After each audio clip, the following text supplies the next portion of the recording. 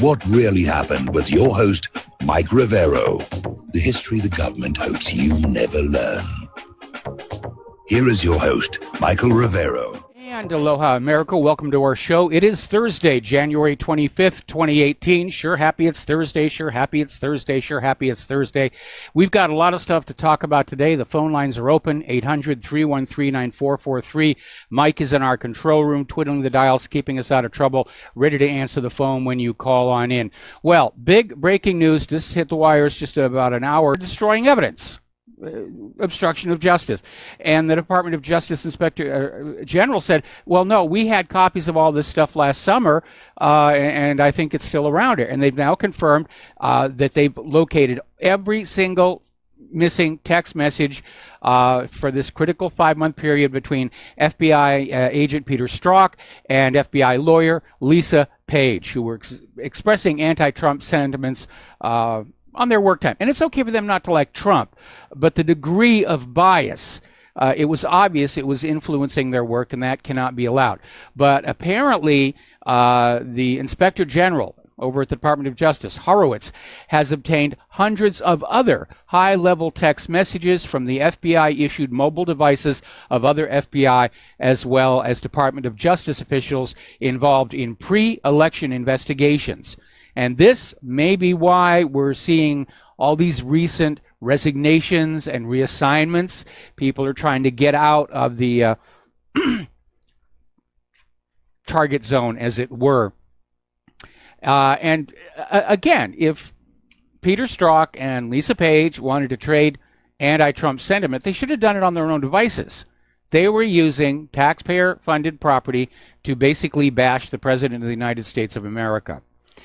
And apparently, the real story, though, is that there was this 7th floor club that met every Wednesday to plot the overthrow of the Trump administration. And that's really the meat that's inside there. Now, getting on over to the FISA memo, this is turning into a fist fight. It's apparently some of the information is already starting to leak out. Now, this memo is highly classified. It's been shown to every House member. All the House members have been sworn to secrecy, but somebody talked because, according to this article coming out of 12160, the FISA memo officially names James Comey, Andrew McCabe, and Rod Rosenstein. And Rosenstein, rather. And I'm sure they've got to be very nervous about that. So Trey Gowdy is saying, the FBI corruption plot thickens. Hannity's out there saying the walls are closing in on the deep state, and then he went to say game on, or the glove is up, or the game is afoot, whatever metaphor you want to use here. Now, the Department of Justice came on out basically saying that it would be extremely dangerous to national security to make this memo on alleged surveillance abuse public. It would be extremely reckless. And this was Stephen Boyd, the Assistant Attorney General for Legislative Affairs, in a letter to Nunes on yesterday. Here's the problem. Nobody at the Department of Justice has read the memo yet. A lot of the people who are out there screaming, you can't let this out, they don't know what's in there. They only know what they themselves have done, and they're worried about it being in there. So Trey Gowdy came on back and said it's time to lower the rhetoric and stop saying all this doom and gloom to national security. Basically, people are worried about their jobs. Even the Senate Intelligence Committee has not been given access to Nunes' FISA memo. That's how tight they are trying to control it.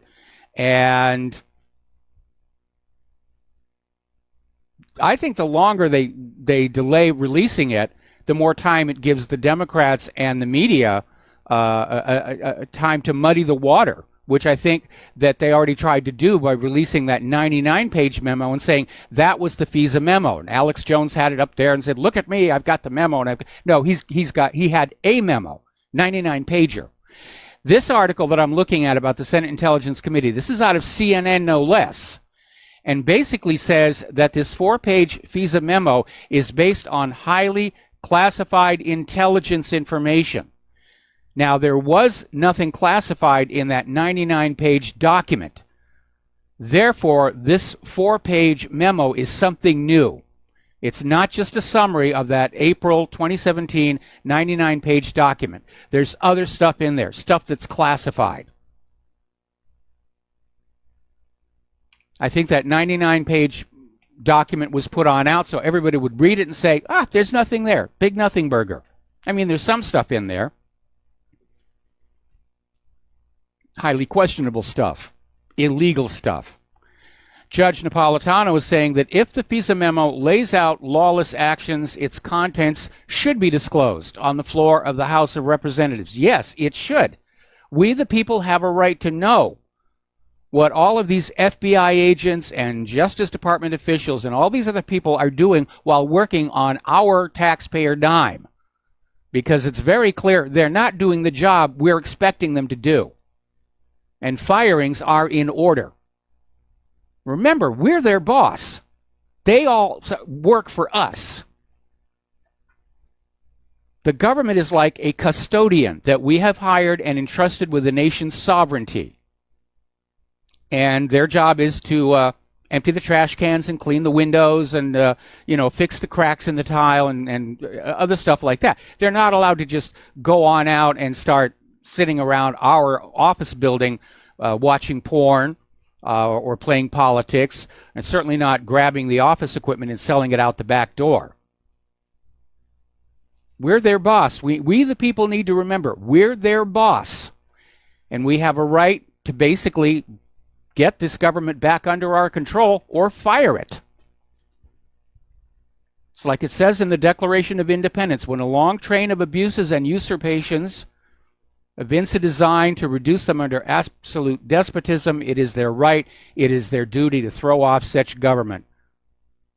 That's what we're looking at here. We're going to do a shout out now to our honor affiliates who are just now rejoining the network, and we're going to take a phone call from Kevin in West Virginia. Aloha, Kevin. Welcome to the show. What's on your mind? Kevin, are you there? Kevin, one more time. Kevin dropped. Kevin dropped. Oh, okay. All right. Poor Kevin. All right. Getting on back to the news here. Now, I'm not the only person who's concerned about the long delay in getting this memo out. People are interested. People want to see what the FBI and Department of Justice has been doing. But attention spans are short.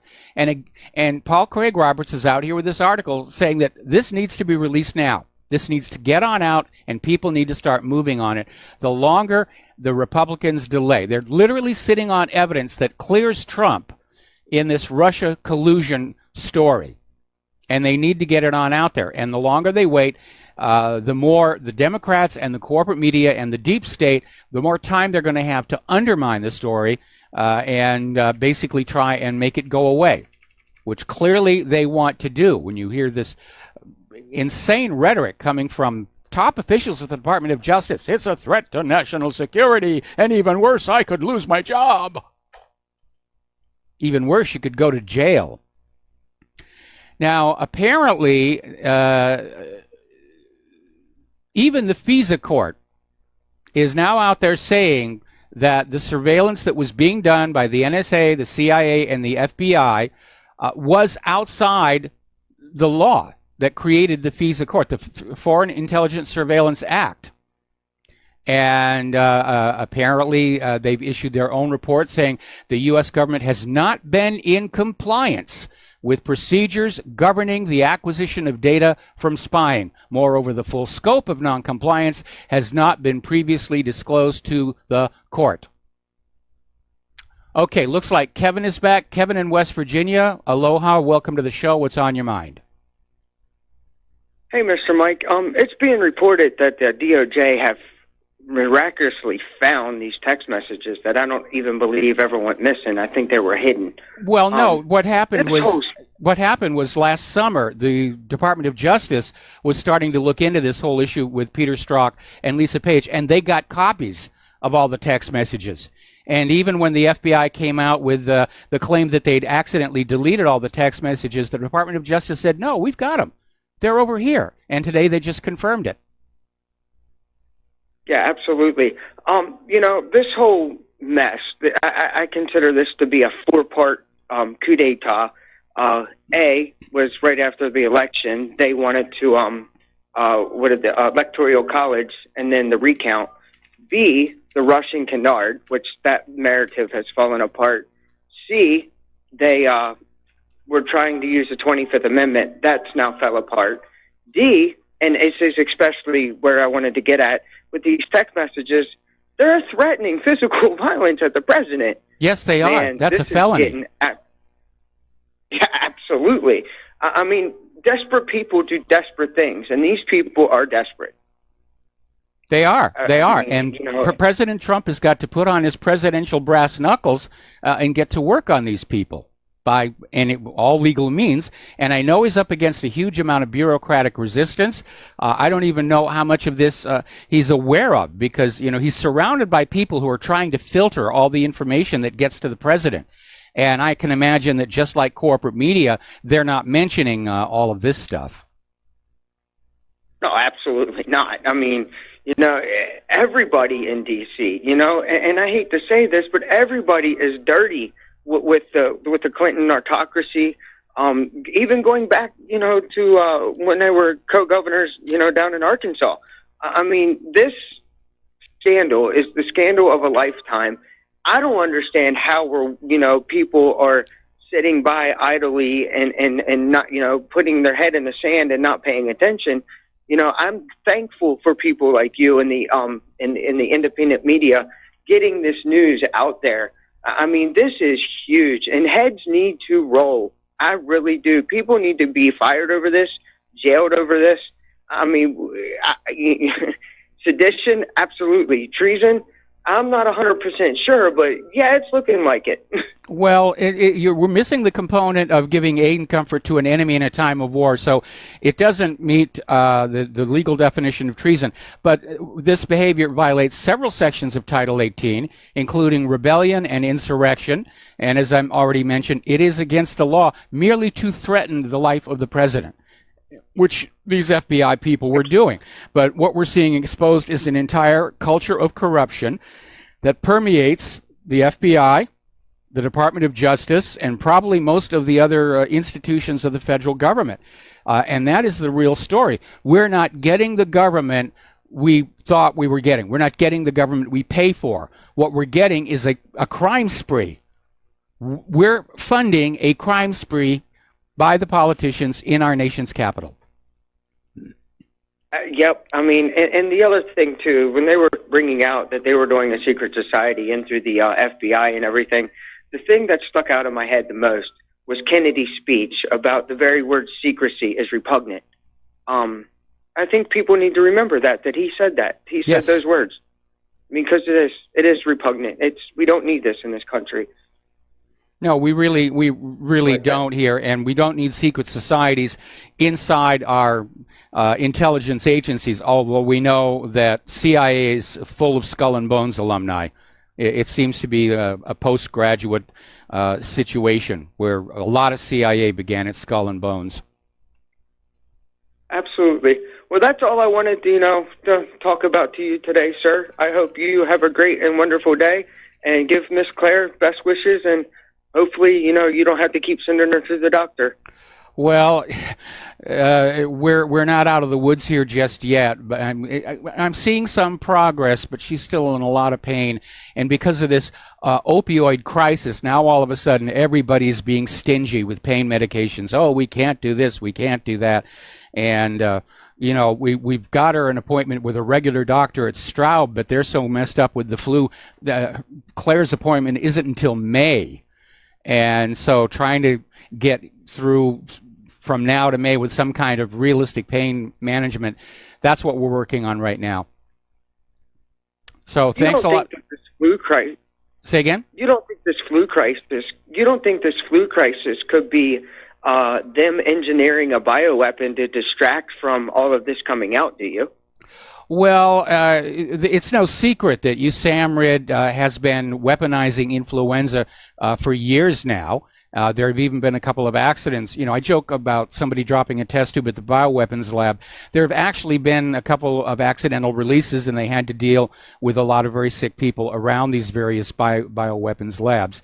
So who really knows? I remember back in 2009 when we were dealing with the when pigs fly flu, which was a combination of human flu with swine flu and bird flu. And then I found a paper from the CDC from 3 years before where they were making this thing in the lab. So they play with some very dangerous stuff here. Anyway, listen, I'm going to let you go here. Going to get back here to the news. Phone lines are open here. So basically, we have evidence that these intelligence agencies are basically just, they've all gone rogue. FBI talking about overthrowing the president. CIA just causing trouble all over the world. NSA looking for blackmail information on everybody that they can.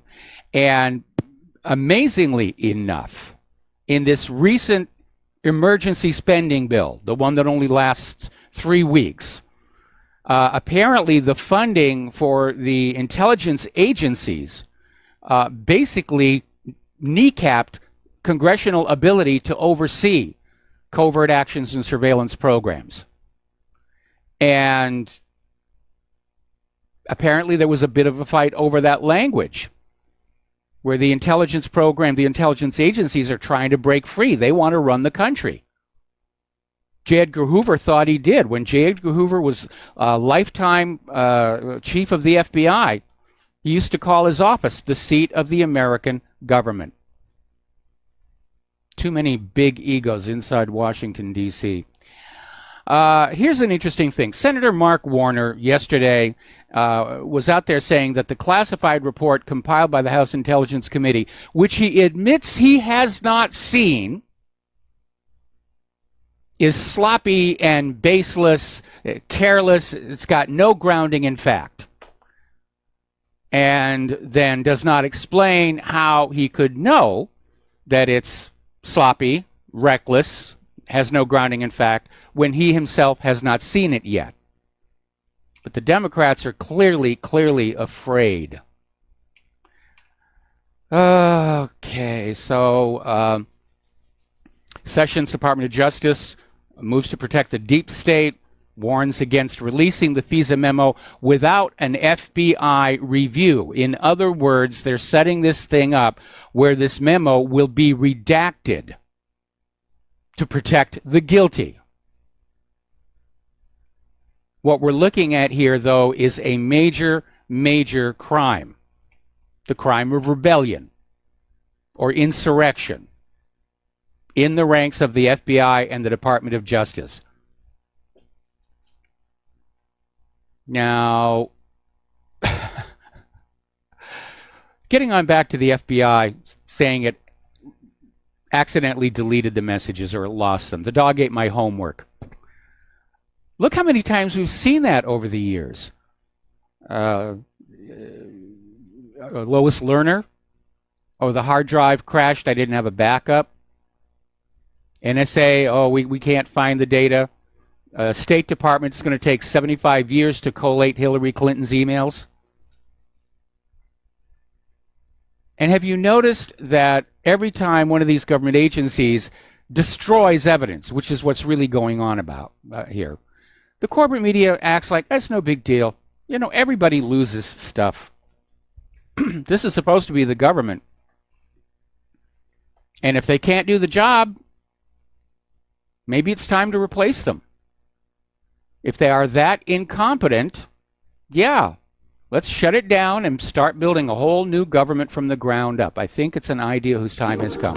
We're going to take a break for commercials, and we'll be right back. And aloha, America. Welcome back to the show. And for those of you who would like to support Republic Broadcasting, keep us on the air, keep getting the truth out, especially right now when we more need to stand up to the deep state. With all the stuff that's coming out, with the FISA memo and the texts and the seventh floor group, literally part of the FBI working to overthrow the president, this is the fight. This could be the final battle. And we need your help and your support. So if you want to send in a check or money order, the postal address is Republic Broadcasting Network, 2251 Double Creek Drive, number 302, Round Rock, Texas, 78664. If you'd like to call on in and become a recurring subscriber, the number is 800-724-2719, extension 03.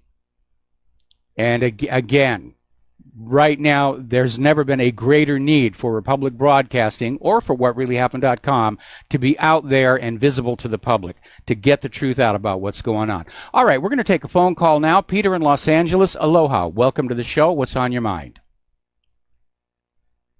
Yeah, hi, Mike. I just wanted to remind everybody that of mere, 3 or 4 years ago, under Obama, when Senator Dianne Feinstein was the chairman of the Senate Intelligence Oversight Committee, that the torture report, which was several 100,000 pages long, distilled into 5,000 pages, finally distilled into 500, and was going to be released. The intelligence agencies didn't want that released, just like they don't want the FISA memo released. And they did everything they could to stop it from being released, and indeed it never was. But among the things that they did, Mike, I know you remember, is the CIA and the NSA actually bugged the committee rooms and the staffers of the oversight committee that were charged with overseeing the CIA and the intelligence agency. They hacked into their computers. They them and threatened them. They've hacked into the computers and too. Threatened them with prosecution. Yes. Well, and if I can also recount. Go ahead. I'm sorry. No, I was going to say there's a difference now, and that back then Obama was in office, and Obama basically went along with having the report kept away from the American public, because there's some nasty stuff in there, and we know that bits and pieces have leaked out about what the U.S. was doing to these people, and it was a lot worse than just waterboarding. We had those photos from Abu Ghraib and so forth. But now we have Trump in office. Trump is not well motivated to protect the intelligence agencies, and he's going to be even less so when he starts paying attention to this seventh floor group at the FBI that was literally plotting to overthrow him. And so he can simply order this FISA memo declassified and made public. He has that authority to do it. And I think he just might. And the only way the intelligence agencies are going to be able to stop him is to try and assassinate him. Mike, he better do that fast. But can I recount a humorous story about Mark Warner's father, John Warner? Yes. Who was a senator from Virginia, also the Secretary of the Navy for a while, I believe. But I was at a party in Washington, D.C. when I was, I don't know, I was a captain or something like that, at some diplomatic thing, and having a cocktail at this elegant party, Washington party, and in walks John Warner, Senator John Warner, who, and on his arm was his wife at the time, who was Elizabeth Taylor, the actress. Yes. It was about her 10th wedding or something. And the comment that this very senior officer said to me was, and this is not going to be swearing, but here's what he said. Here come the three biggest tits in Washington. Okay. So I hadn't heard that one. That story. Yeah. Anyways, but that's the if Trump doesn't, again, we keep saying, everybody, all the callers keep saying, take the gloves off. You got to fight these guys bare knuckle. Yeah. He can order the release of his memo, and why he doesn't is beyond me. Well, again, he's surrounded by a staff that just filters everything that gets to him. And he may be no more informed than Americans who are still watching television news and not going online. Somebody needs to put this all over his Twitter feed. But yeah, it's a mystery. It's a mystery why he's not taking action here. Maybe remember the story 2 months ago, Mike, where apparently there were some Marine units that surrounded Langley.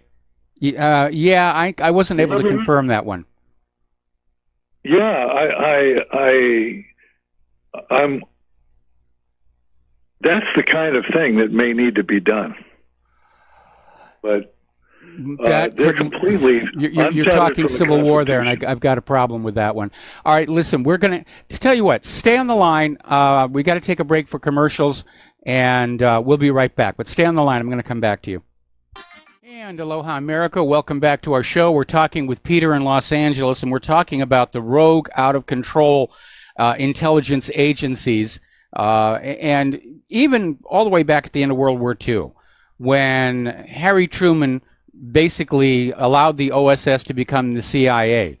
He recognized there was a danger because in modern history, intelligence agencies or secret police or whatever you want to call them, they basically come to the point of thinking they know what's best and they're going to run the country. And certainly, while Adolf Hitler remained at the top of the food chain in Nazi Germany, the Gestapo and the SS were basically running the country, and the civilian government had very little say. So it is a problem. And why do we need 17 intelligence agencies anyway? Why can't just one do it all? And certainly that would save a lot of money. We found out this last year that in addition to the NSA's authoring all of this cyber malware to infect Americans' computers with, the CIA was doing exactly the same thing to gain the same exact access. Duplication of effort, twice as much money, twice as much manpower. We can't afford that kind of waste. I think part of it, Mike, is they've been afraid of that, and they want parallel checks on each other. I think that, like bureaucratic rivals. Can I bring something? There was back in after the fall of France in World War II, and I know I've heard you speaking before. I know you know who I'm talking about. A Brit was sent over here, a millionaire industrialist, Canadian guy, but a British guy named Sir William Stevenson, and he set up an intelligence center in One Rockefeller Plaza in Rockefeller Center in New York, and he ran. Matter of fact, I understand it's still classified what he did. The man called Intrepid was, Yes. And what they were doing was interfering in the election. Any of the isolationists, they would, or people who were sympathetic to Germany or whatever, they were ruthlessly, dirty tricked and set up and so on and so forth. And so even going back then, before we had formal intelligence agencies outside of the military services, they were still using that politically, even Yes. foreigners. So I don't know why they do that, have 17 other than to be rivals with each other and maybe make us a little safer. Well, I don't know about that. Certainly, the CIA and the FBI are rivals, even though technically FBI is domestic intelligence only, and CIA is supposed to be foreign intelligence only. It's like the way the Soviet Union set up. KGB was external security, and GRU was internal security. But there's a competition, and they openly cross into each other's territories. There are now FBI offices around the world. And yeah, there's a rivalry going on. But a lot of these other intelligence agencies have just sort of been split off to have a little specialty niche that maybe nobody else wanted. The Defense Industrial Security Agency and things like that. But it's a big part of the cancer that is consuming our nation. We don't need that many spies. If we're gonna, and first of all, the failure rate is so very, very high. The CIA totally missed the Soviets going into Afghanistan, and again, at my COINTELPRO page, I have two of the major failures of the FBI. They were handed the complete blueprint for the Japanese attack here on Pearl Harbor in August of 1941, and the FBI decided it was junk and threw it in the trash. Well done, FBI. That's protecting the nation. remember the intelligence, not just the CIA, but all of them, they missed the fall of the Soviet Union as well. Yes. And as a matter of fact, they set up that red team situation, which was they had set up an alternate team of analysts that always would give us the worst case scenario. And that was the scenario they always went with.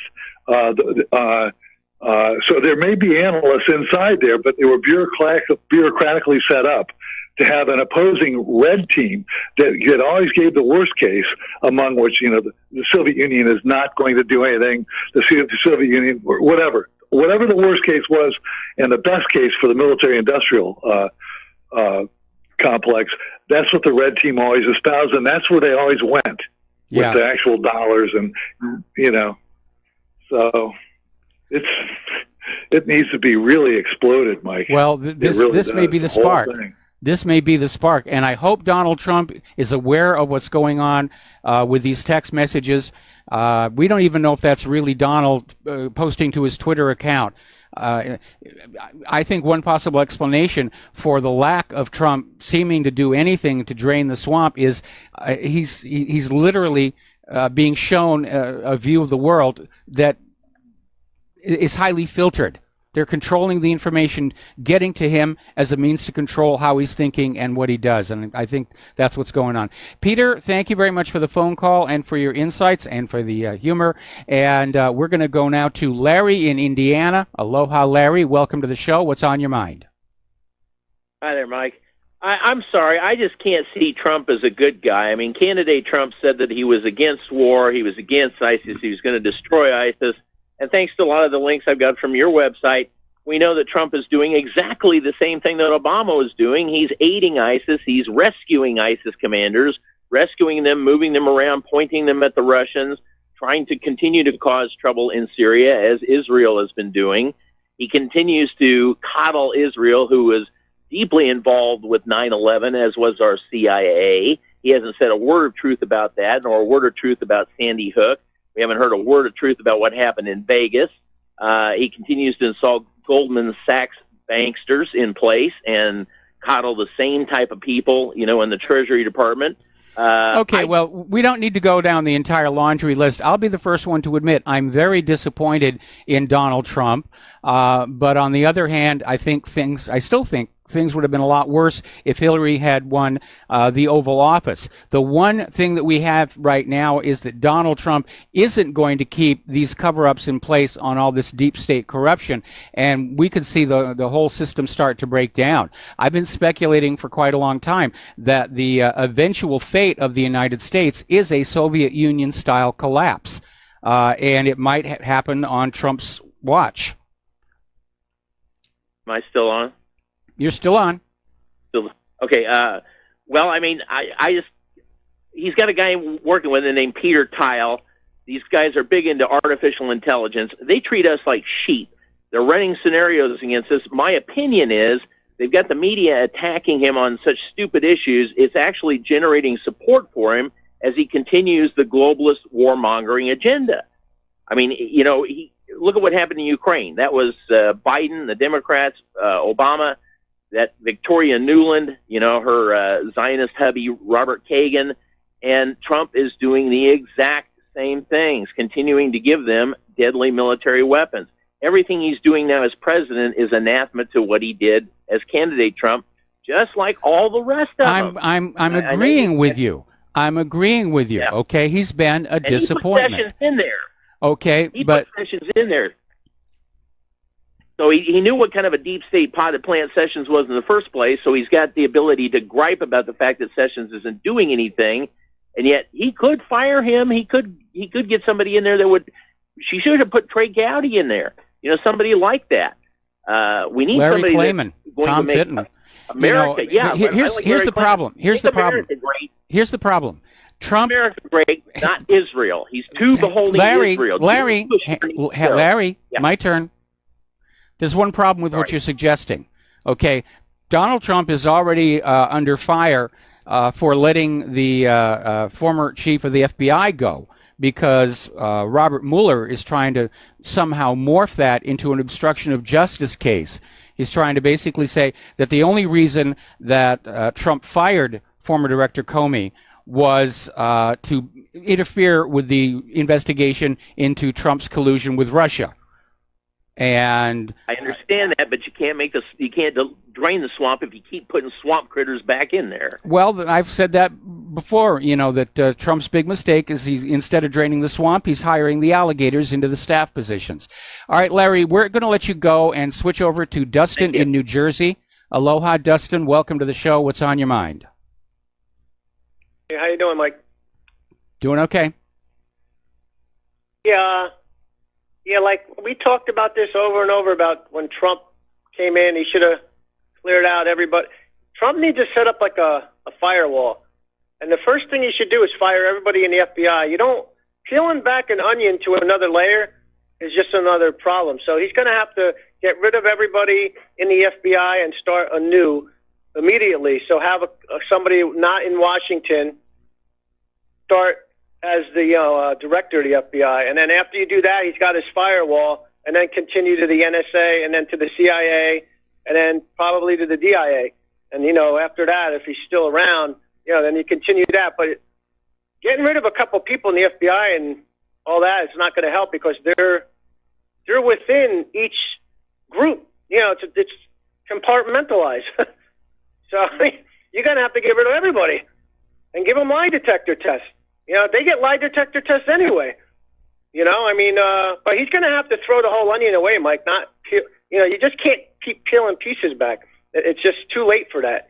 They're everywhere, Mike. It's just layer. I know, I know, and we've been hearing about that for years. I remember when TWA 800 went down, and the FBI was out there again destroying evidence, covering up evidence.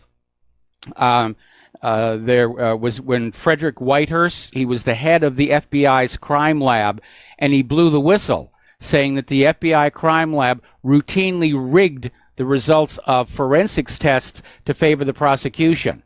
And that resulted in a lot of mistrials and retrials and people being let go. The gentleman who married Claire and I, minister, happened to be in Oklahoma when the Oklahoma bombing occurred, and he drove on over to volunteer to help search for survivors, and they made him show his ID something like 6 times before they'd let him near the building. And the one thing he came back mentioning was that while there were people obviously in the record screaming, FBI agents were just running around picking up papers and shoving them in boxes and loading them on trucks. So that's what you have here.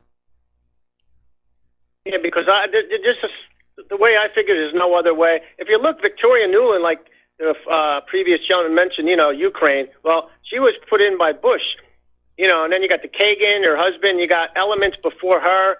So it's just, it's like I said, throw away the whole onion. Don't, it takes time to peel up, each layer off and picking different people. I mean, there's a lot of good people in the CIA, NSA, and the FBI, but I mean, unfortunately, Mike, sometimes good people are going to have to get canned to clear out the bad people. Well, and people are giving, like James Comey, I'm a little less ruthless than you are, because I agree with that individual who called into the show that said basically good people and bad people enter the FBI, and the bad people get promoted all the way up to the top because they're willing to do the dirty tricks to get past their competition.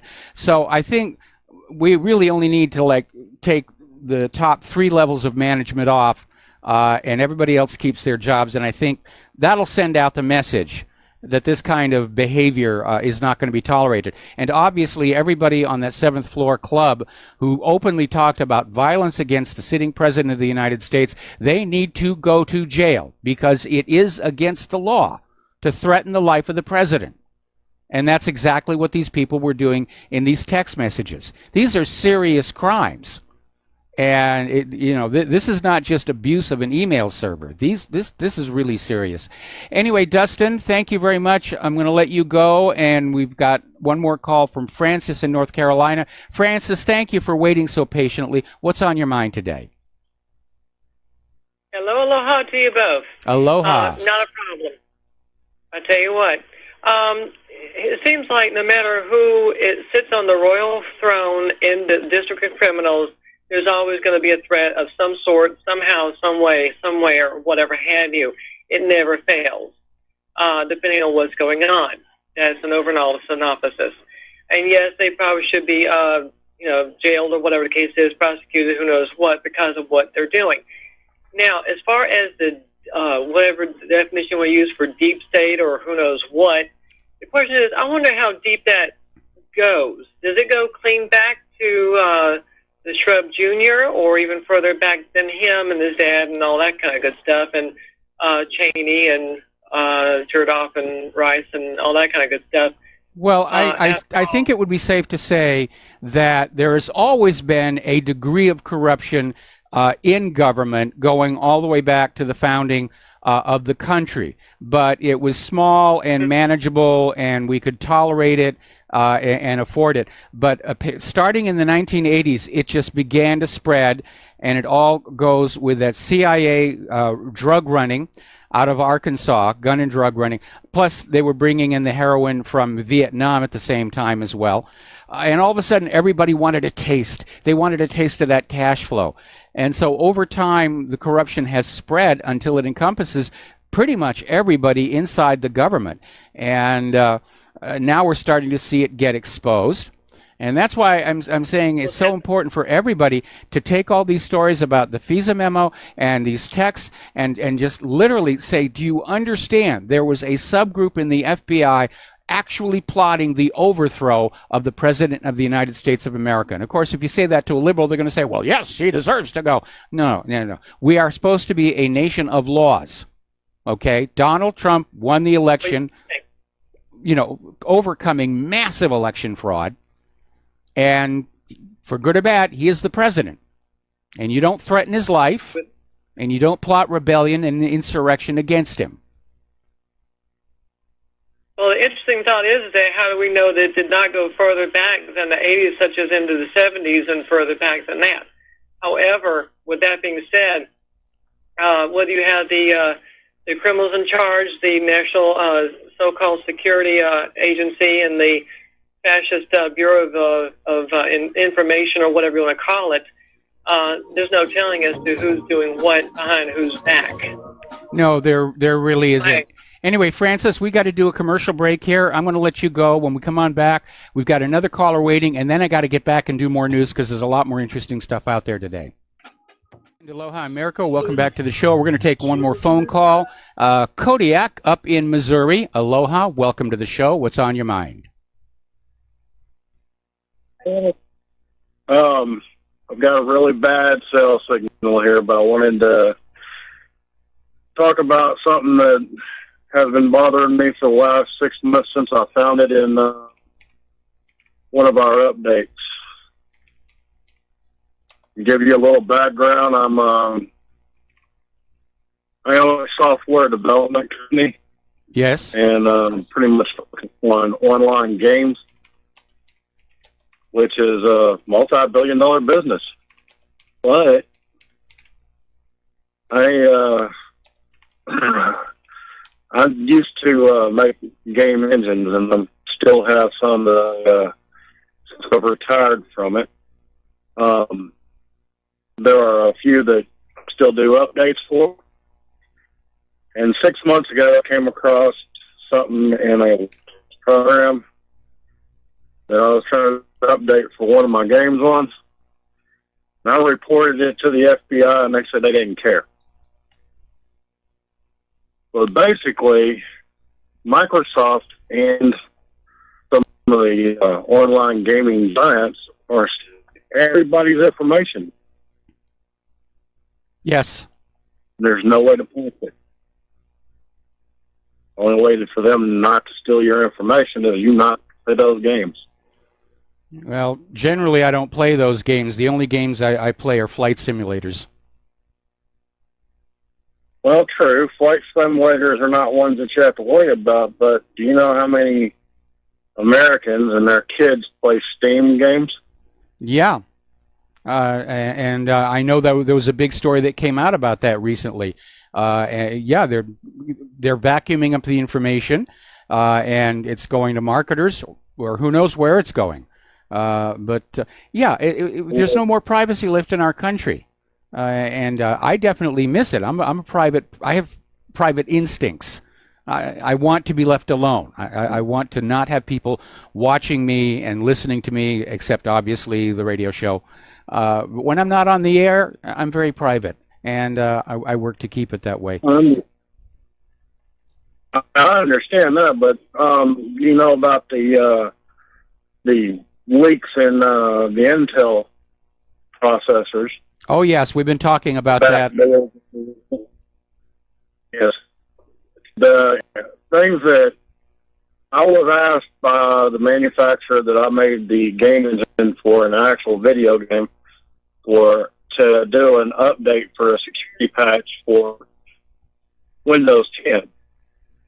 And basically, when I went in there to do this, I found out this is a Korean-based company that has this video game. And it's not us, or it's not our government that's putting this stuff in the. Well, we know that the Intel chips are made in Israel, and the bug supposedly appeared with the Centrino, which was the first chip made in Israel. Kodiak, I'm going to have to let you go. We got to take a break for station identification. We'll be back with more news in hour number 2 after these few words. Aloha, America. Welcome back to our show here, hour number 2. The phone lines are open, 800-313-9443.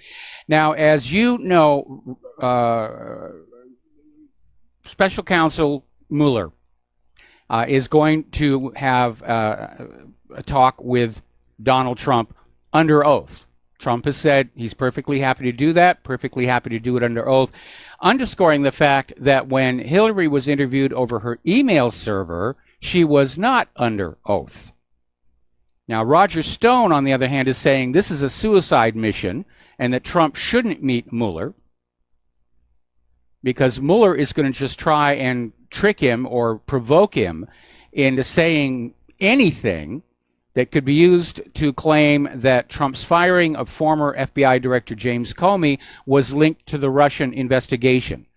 Now, logic and common sense, which are endangered species in Washington, D.C., would tell you there was nothing to interfere with. There was nothing to obstruct. Mueller has been digging at this issue for over a year and has found absolutely nothing to support it.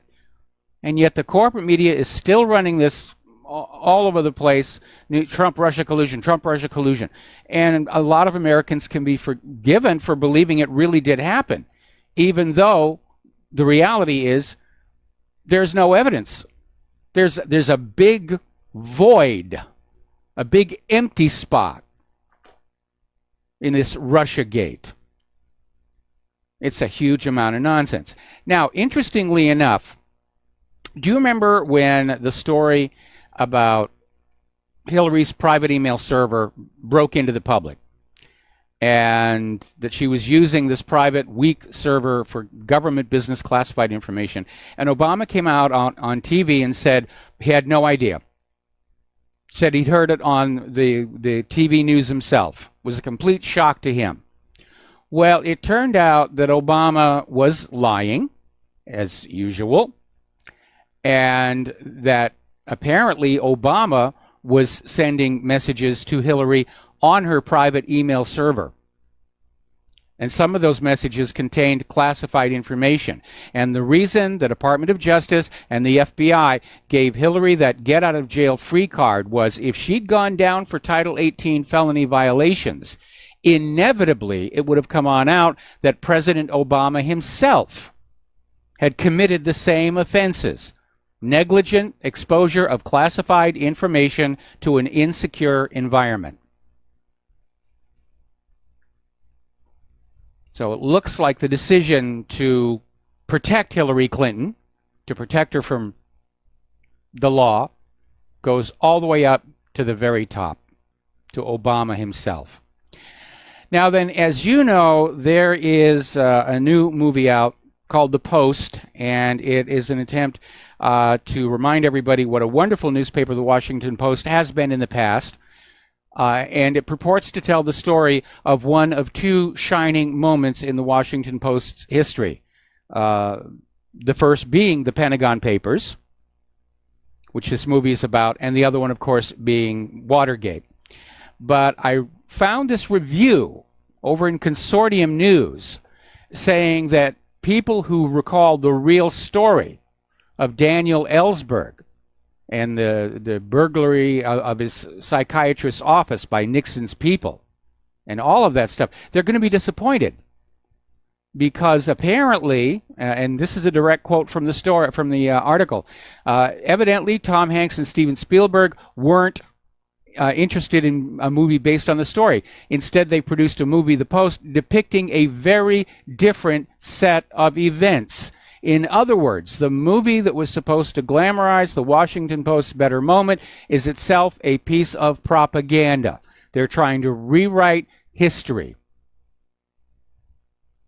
So, I like Tom Hanks, and I like most of what Spielberg has done, but I think I'm going to take a pass on this one. Now, speaking of media lies, over at Activist Post, they have an article, "We need another Chilcot inquiry, this time into Syria." Now, if you remember, the war in Iraq was justified with a claim that Saddam had nuclear weapons of mass destruction, that he was getting ready to attack Europe in just 45 minutes, that he had germs, he had chemicals, he had all this stuff out there. And of course, once the war was over and Saddam Hussein had been lynched, it was very obvious he'd never had any of these weapons. It was all a big lie to get us to go to war against a country that hadn't actually done anything to the American people other than want to sell their oil for the euro instead of the dollar. Well, we need the Chilcot inquiry basically looked into where did all of this false information come from, who was involved, what journalists basically sold out their integrity to push this story, and they came back with a report. And now we need a new one because we have been propagandized several different ways regarding the continuing war in Syria. You know, at first it was Assad's a cruel dictator and a tyrant. We have an obligation to save the Syrian people from him. Then they were out there that Assad was gassing his own people, which made absolutely no sense. And then when that one didn't work, there was the U.S. said, well, we're not really at war with Syria. We're there to get ISIS and al-Qaeda. And for some reason, the American planes kept missing ISIS and al-Qaeda and hitting critical Syrian infrastructure, at which point the Russians stepped on in and showed just how easy it was to get ISIS and al-Qaeda out of Syria. And so now the U.S. is back once again saying, well, we have evidence that Assad is gassing his own people. The lies just keep going on and going on. And at some point, yeah, we need an official commission that is going to say, these people lied to you. These officials lied, these media outlets lied to get you to go to a war. And by the way, I consider lying your population into war the highest possible high crime and misdemeanor that a leader can commit against his own country. That's the top of it. It has every other crime in there, every other sin in there. All right, we're going to do a shout out now to our on-air affiliates who are just now rejoining our network. The Syrian military is deploying reinforcements to northern Hama and eastern Idlib, and they're preparing to clear what's called the Abu al-Duhur pocket. Just clean it all right on out. And meanwhile, down at the border with Turkey, Kurdish forces have repelled another attack of the Turkish armed forces and the Turkish-backed Free Syria Army, but they have been driven out of the village of Abudan.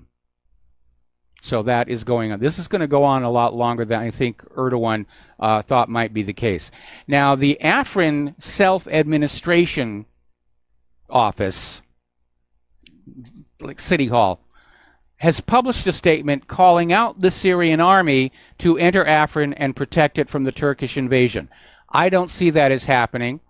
Assad is just winding up one war. He doesn't want to get into another one. And at this point, I think the Kurds are learning a lesson so many other former U.S. allies have learned. They're being abandoned. They're being abandoned. And they're caught between Syrian forces. They're caught between the Turkish forces. And it's going to be a bloodbath here. Meanwhile, 2 U.S. military advisors have been killed by a Turkish airstrike. And Syrian media reported that in Afrin, the result of the airstrike of the Turkish military aircraft, 2 advisors from the United States were killed. The Pentagon has not yet commented. Meanwhile, Trump, responding to this report, called up Erdogan and asked him to please exercise caution and avoid targeting U.S. forces in Syria. This from the leader of the country that was not particularly selective about targets in Afghanistan or Iraq or Syria or Libya or Yemen. Now, interestingly enough, Iran is now offering an alliance with Russia to counter the United States in the Middle East. Remember the other day we were talking about how all of a sudden Syria was talking with Iran, Iraq, and with Turkey about forming a military coalition to counter the growing Saudi encroachment in the region. So now the sides are firming on up for a regional war there. More gratuitous propaganda, more booga-booga. The British Army chief is saying Russia can destroy Great Britain sooner than expected. So the head of the British Army, Nick Carter, said that Moscow is capable of taking hostile actions against the United Kingdom and NATO much earlier than expected. And he says the conflict may begin unexpectedly. Sounds like prepping for a false flag. Remember when they were pushing the war on Iraq, phony Tony Blair got up there on TV and said, Saddam can attack us with chemical weapons with only 45 minutes notice. We're still heading for war. And another indicator of that, this is out of Pravda, the U.S. is preparing Russia's neighbors for World War III. Specialists of the U.S. Department of Defense intend to study the infrastructure of Belarus, Ukraine, Moldova, Finland, and Poland for their readiness for wartime conditions. The Pentagon needs the data to understand the logistics networks and supply chains in time of war and emergency situations. So it sounds like they're getting serious. They're doing the planning to put entire countries on a wartime footing. Now, if you have a grandparent who was alive in World War II, you might want to ask them what life was like in this country. You know, forget about asking front lines and all that. We've seen that documented many times. But just ask them about the shortages, the metal drives, the ration cards, and just how tightly things were controlled to get an idea of what is about to happen here. Now, Russia's foreign ministry has officially accused the United States of plotting to spark off major riots during the 2018 elections, which I think are coming up in March. But apparently they've detected the United States making covert transfer of monetary assets to opposition groups in Russia. In other words, they're trying another covert destabilization and regime change. But Russia's onto them, and I don't think it's going to work. The U.S. only succeeds half the time when they try this stunt. And there's always a backlash. And then when the people of these countries that we're mucking about with don't like us, we're told, oh, they only hate us for our freedoms. The rest of the world wants to be just like us. No, they don't. I've seen much of the rest of the world. The rest of the world wants to be like they already are. Now, apparently, Secretary of Defense Jim Mattis has just released a new National Defense Strategy document from the Pentagon. And it's basically declared that the war on terror is no longer the top military priority, Our top military priority, as declared by Mattis, is to maintain a qualitative military edge over Russia and China. We've got to keep Russia and China down. What does that translate to? Oh, more money for more expensive weapons that look threatening and don't actually work. So basically, all of those war hawks and defense contractors who were longing for the good old days of the Cold War, they've got it back. They've got it back. And Trump has accepted this report from Mattis and basically says maintaining a military advantage over China and Russia is now Defense Secretary Mattis' top priority. So they're going to be screaming for more money, even more money for weapons. But who's causing all the trouble in the world right now? It's not Russia. Russia's not invading anybody. China's not invading anybody. I mean, they're glaring at Taiwan. The U.S. is the aggressor. The U.S. is the provocateur across the globe. And now they want more money to go up against Russia and China. They're really not going to be happy until they have a global war. They're not going to be happy until there are mushroom clouds just popping up all over the place.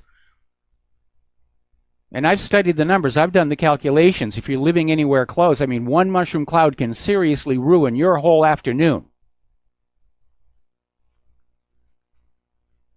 Now, back when Obama was president, he sought to reinvigorate U.S. influence across Asia-Pacific, and he called it the pivot to Asia, and was basically extending the same old tired U.S. policies, democracy promotion, rights advocacy, and increasingly meaningless economic and military ties between Washington's and the nations of Southeast Asia.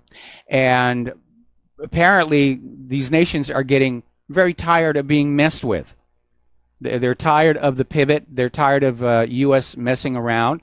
And apparently, relations with Cambodia are starting to deteriorate. I have an idea. It's a radical idea. How about the U.S. government proves how butch they are by fixing up this country? Bring home all of our soldiers, shut down all those military bases, and let's work on making this. And let's leave those other countries alone. Let's leave those other countries alone to live their lives as they see fit. Let's bring all of our military back, bring all the hardware back, start fixing our roads, our rivers, dams rather, our rail system, get the water systems operating at capacity and healthy tap water. There are serious problems with this country that are being ignored in this insane rush to a global war. Unless their plan is to simply get into a war that they're going to lose, let Russia and China blow the entire country up, melt it down to green glass, and then start building on top of that all over again. Cheapest possible demolition they could find, a nuclear bomb. All right, Trump is now in Davos. He's courting foreign investors to come build businesses in the United States, which sounds like a really good idea to do, except that at least one that was mentioned involved a fully automated factory. That's not going to create jobs, except for the service technicians here.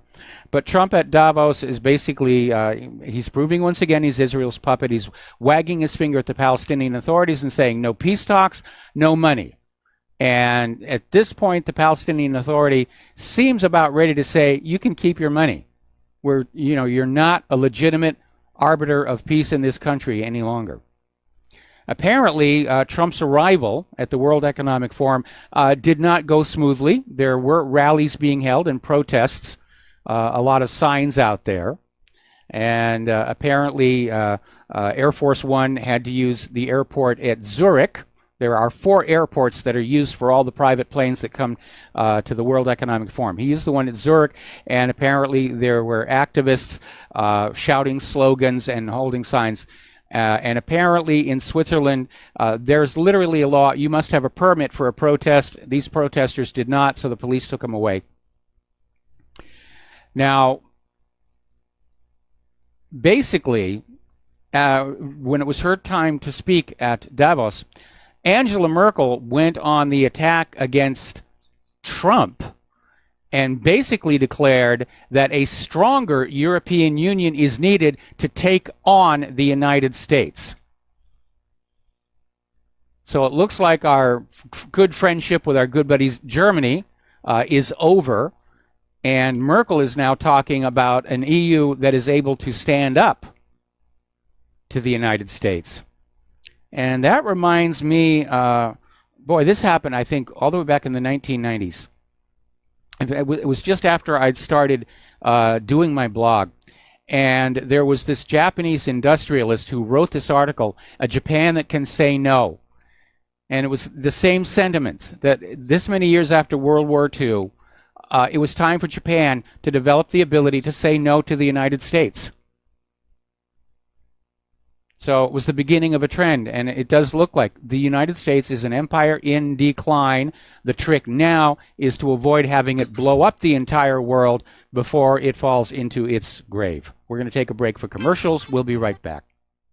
And aloha, America. Welcome back to the show here, and getting on back to the domestic front here. A story just came up on the Political Insider. Senator Chuck Grassley is getting ready to release the transcripts regarding the Trump Tower Russia meeting. And this is probably going to be the end of that particular investigation. Now, Grassley is an ally of Trump. He's not going to do something that's going to harm Trump. And basically what we're going to find out, and we'd already heard this before, that meeting at Trump Tower with Donald Jr., which was described as treasonous by Steve Bannon, was all about the Magnitsky Act. And this Russian female lawyer apparently was set up to be the representative. They manufactured a meeting, and then they tried to turn it into something nefarious. But if Grassley's releasing the transcripts, that's, to me, signals it's another nothing burger. It's another nothing burger. All right, getting on back to the international news. Apparently, Israel has decided that Ukraine is now the most anti-Semitic country. I guess they've got a little scorecard, and, you know, the higher you are on it, the more money you have to send over to Israel. And basically, they're saying this is the second year in a row where Ukraine records the largest number of reported incidents in terms of anti-Semitic propaganda and vandalism against Jewish objects, such as cemeteries, Holocaust memorials, and community buildings, blah, blah, blah, blah, blah, blah, blah. At this point, Israel has just overplayed that anti-Semitism card. We're sick and tired of hearing about it. We're tired of the whining. We're tired of the whining. Tired of the crying and the wringing of the hands and the tearing of the clothes and the always asking for more money and special privileges. And we are really sick of the double standards, where Israel tells the rest of the world that you should have open borders while they're closing their own. That Israel demands the world recognize their right to exist while denying that same right to everybody around them. We're sick and tired of Israel defying UN resolution after UN resolution after UN resolution, and I wish they would just sit down and shut the heck up. Somebody actually once wrote me and said, why do you focus so much of your website and radio show on Israel? And I said, because Israel is being annoying again. Now, I think I called this one correct. This is over about the Koreas. This is being reported in facti.org. Pyongyang urged South Korea to work together towards reconciliation and unification. They have figured out that if they don't reunify right now, the U.S. is going to come into the Korean Peninsula and make another mess of the place. Even South Korea doesn't want that. So the North Korean authorities issued a proclamation calling on all Koreans in the country and abroad to promote the contact and cooperation of North and South Korea and make this year a landmark for the history of their country. So they issued the proclamation through the North Korean news agency KCNA. Koreans are urged to unite in their efforts in an effort to improve the relations of the North and South and to move towards unification. We promote contacts, trips, and exchanges between the North and South in order to divide the divisions. I think that's a bad translation into English. And urging all compatriots to destroy the challenges on the path to unification, and that North and South themselves resolve all disputes. So there it is. They're going to reunify. There's going to be a unified Korea. This, of course, is very dangerous. The U.S. doesn't want them to reunify. And that leaves them just three options. They could assassinate one of the leaders of one of the Koreas, the way they assassinated the president of South Vietnam when he wanted to reunify the Vietnams. Or they could stage a false flag and say, oh, look what North Korea did when you were talking reunification. Or they could just haul off and go on in and start bombing North Korea before the reunification can happen.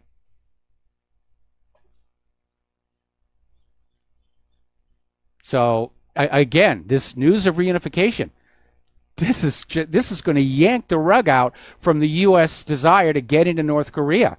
And the U.S. does not want a unified Korea for many reasons. First of all, they make a lot more money selling weapons to South Korea to point at North Korea.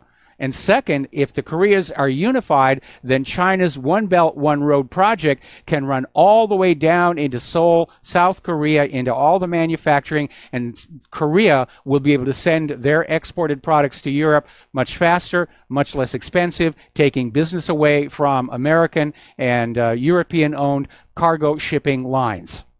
So we'll see what's going to happen, but I would not be surprised if the U.S. just hauled off and started a war in North Korea before any more of this talk of reunification can come on out. And by the way, this is a story that you need to share with everybody because I've not seen a word of this on the corporate media. Not on the TV news. It's not on there at all. We're going to take another break for commercials. We'll be back after these few words. And aloha, America. Welcome back to the show. And I'm going to jump back up to the topic of these text messages between Peter Strzok and Lisa Page and other individuals which are now out there. And they talk about this secret society that was literally plotting within the FBI to overthrow the President of the United States of America. Now, Senate Homeland Security Committee Chairman Ron Johnson has just revealed that his committee has a whistleblower, an informant from inside the FBI itself who's confirmed this is all real. This is not somebody's idea of a joke, which the Democrats were trying to say that all this talk of a secret society, it's just their idea of a joke. I don't get it. It's not funny. Well, it doesn't matter. It's just a joke. No, it's no joke. It is no joke at all. So, getting on back to the war zones, getting on back to Korea, the good news is, and I'm going to puff my chest out here a little bit because I did call this one. The two Koreas have come out of that peace house and they're talking reunification. And they know it's going to be a fight because Pyongyang has basically come on out and said that we're going to have to smash any challenges to reunification while glaring at the United States. But it is their country. So what will the U.S. do to keep this from happening? Again, the options are assassinate one or both of the leaders.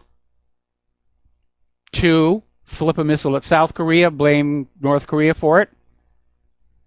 Or 3, flip a missile at Hawaii and just go on in and start bombing North Korea before the Olympics are even over.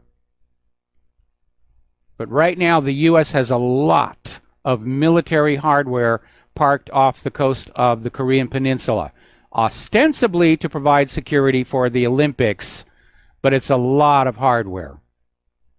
Now, Ron Paul has come on out saying that it's best we play sports than shoot missiles at each other. So he's definitely on board with this thing, and he's saying, why is Washington so afraid of peace breaking out on the Korean Peninsula? Well, they lose arms sales. They lose shipping revenue to the One Road, One Belt project. And the U.S. just likes to keep its hand in messing around with other people's countries. And the U.S. has unveiled a whole new set of sanctions against North Korea, targeting financial and other support for the country's development of weapons of mass destruction. 16 individuals, 9 companies, and 6 ships were designated as the administration of Donald Trump put pressure on Kim Jong-un to abandon the weapons program. I don't think it's going to happen. When the Koreas reunify, South Korea is going to be glad those weapons are there, because now it means Seoul need not fear invasion by the United States. So let's talk a little bit about the economic news here. A lot of people are talking about gold and how it's going on up, and there seems to be a shortage of supplies, and why can't we get more out of the ground here? Well, there are a couple of overlapping factors. And one is that gone are the days where you could go panning in a river and pick up a decent amount of gold. You can still get some. There are still some rivers in California that are actually set aside for what is called recreational gold panning, where you get to relive the glory days of the gold rush. And you'll get a little tiny bit of gold. Enough where you can show it to people and say, look, I actually got the gold. We melted ours into Claire's wedding ring because I'm cheap. And so those days are gone. The easily reachable gold has all been swept up. And to get gold now, you have to dig down deep. And gold mining has become very expensive. And as a matter of fact, when you hear that gold is going for, say, $1,000 an ounce, the mines aren't making that. The profit margin for gold mining is very, very slim because they have to find a way to get the gold out of the gold ore. They have to purify it. They have to use environmentally friendly chemicals. In the old days, they used to use mercury. They would just drill these holes, through the gold-bearing rock, and they'd put mercury in there, which would form an amalgam with the gold. And you could literally pour it out of the rock. Then you would heat the amalgam, and the mercury would boil off, leaving the gold behind. Very simple and elegant, except that mercury is toxic. And in Coloma, California, which is where a lot of this was going on, even this many years after the gold rush, you can't drink the well water. It's all contaminated. So when gold prices go up, gold mines will reopen. When gold prices go down, gold mines will close because they can't sell the gold for enough to pay for the operation. So that's a big part of the problem. And apparently the gold market it doesn't really understand how narrow those margins are. So they're out there complaining, saying, well, we've got to have more gold. We need to replace the gold in Fort Knox here. Now, as you know, Amazon recently acquired the Whole Foods stores. And supposedly they're building a new one around here somewhere. We've already got one. It's all the way over past Diamond Head, which I know to you mainland people, that's a short drive. To us living on the island, oh man, that's so far away. It's the other side of the island. But apparently Amazon's management of Whole Foods is not working out. Their supply chain logistics have serious problems. And apparently Barclays analysts visiting the chain stores are finding shelves and displays that were completely empty. Apparently hot food bars and produce that look like they're deteriorating, which is another way of saying they're not fresh. In the firm's published research notes, they said that every department of one store they visited had high out-of-stock issues in both branded and private label items. And apparently one store on the East Coast had extraordinary inventory problems. Basics like bananas and eggs were completely unavailable or very low in stock, while entire displays and caps and refrigerated cases were empty. Now, you might be tempted to think this is a good thing because there must be more shoppers, but no. It's lost a lot of sales for the company, and it's frustrated shoppers. There's a supply chain problem, which for a company like Amazon, you'd think that's something that they understand. Although obviously the logistics to supply a supermarket are a little different. from getting an online catalog item out to the post office here. So far, since Trump took office, the American dollar has crashed to 3-year lows against other major currencies. And the greenback has touched the lowest level against major global currencies since 2015. This comes after the U.S. Treasury Secretary announced that Washington favors a weak dollar in trade.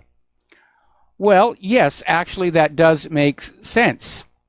If you want other people to buy your products and pay dollars for them, they have to be able to get more dollars in exchange for their currencies. And I know that common sense and instinct would say we want the dollar to be worth as much as possible, but that actually can slow down trade. And very often, especially during an economic war, we see countries that are literally trying to drive down the value of their currency in the international space. Now, it's not going to change what's happening here at home, other than the fact that a weaker U.S. dollar means that products we import from other countries are now more expensive. And sadly, because our manufacturing is still lagging way behind, most of what we buy in the stores is imported products. So what's good for America's export trade is bad for the consumer, and the consumer has already been beat up on enough, I would think. Now here is a very upsetting story. Over at the Patapsco United Methodist Church near Baltimore, they got cited for a $12,000 fine for allowing homeless people to sleep on the property. And according to the citation, if they basically arrange it so the homeless can't sleep on the property, the fine will be waived. And so the church now has to decide whether to evict the homeless individuals from its grounds or pay the $12,000 county fine. And they don't really have the money to do it. Now, we had a church near here called Church of the Crossroads, and they had a policy of letting the homeless camp out on their campus at night, but then it stopped. And I'm wondering if the city government of Honolulu did the same thing. We're an island. The homeless have to go somewhere. But I guess the idea is just shove them out of sight, you know, so that the tourists don't see them, and give them money, because otherwise they'll spend that money at the tourist venues and so forth and so on. At Claire's church, which is also a United Methodist church, they were allowing the homeless to sleep on the campus, but unfortunately we were invaded by two individuals who had serious mental issues, and one of our church people was attacked, and so now they put up fences, and it's a protected facility. All right, we got a caller waiting on the line. Chuck in Texas. Aloha, Chuck. Thank you for waiting. What's on your mind? Hey, Mike. I had to turn around and call in on the call-in line. I was listening on the listening line. You were talking about Whole Foods. Yes. And Amazon. Is the supply line problem possibly that they're starting to squeeze their suppliers, and the cost, frankly, of organic foods being higher, that they're pushing out the real organic folks, and they're just not going to supply, or can't supply at the price that Amazon is now demanding from them? That could be part of it. I don't know that it's necessarily a plot to push out the organic food, because if they do that, Whole Foods clientele are seeking that natural, organic, healthy food. So that would be a very, very bad business decision. But you're absolutely right. Amazon may be going out to these suppliers and saying, we're only going to pay 4/5 of what you were getting from Whole Foods before. And some of these suppliers may be saying, I'm going to sell my produce elsewhere, you know, like Down to Earth. Or some of these other local markets. I'll just sell to them. That could be part of the problem. But there is a problem, and it came in with Amazon. It really is. It sounds like the Walmart syndrome. I mean, whenever Walmart manages to get enough power and control over anyone, then they start demanding lower prices. They don't lower the prices in the store, but they demand lower prices from their suppliers. There have been many cases where Walmart has, gone in offered contracts to people and said, okay, we want your, whatever your invention or product is, and we'll give you a 1-year contract. And people are silly enough to, gear up to supply Walmart. Oh my God, and then after that year, they drop them and then buy the company and buy the product. Yes. This is, again, big. You get big or get out in American business today. And this is, again, falls back to the corruption of the FAFSA system we live in. But I think that's probably what we're seeing, where they're saying, look at all the money they were getting for these organic materials. And my God, look what people are willing to pay for this. But then they turn to the supplier and try and cut the supplier's throat and say, you want us to keep selling to us? You have to cut your price. Well, it's more expensive if you're producing organic. Yes, it is. Because they're not as big, they're not as large. None of the organic producers are nearly as large as our corporate farming. So they tend to be much smaller producers, and I think that's what we're seeing. And that's why I think their supply line is drying up. They're killing their supply. That could be definitely part of the problem, but for some of the stores to not even get basics like bananas and things, whatever it is, Amazon has messed this up. And one thing that retailers understand, it takes years to build up a repeat clientele, a loyal set of customers who are going to keep coming back to your store over and over again. You alienate them and you lose them. You have to start all over from scratch, trying to court them back on it. But there's obviously a problem with Amazon. Anyway, Chuck, thank you for the update on that. And we're going to switch over to Don in the Philippines. Aloha, Don. Welcome to the show. What's on your mind? Hello, Mike. Yes, it's amazing to me that these guys talk to the FBI, and then they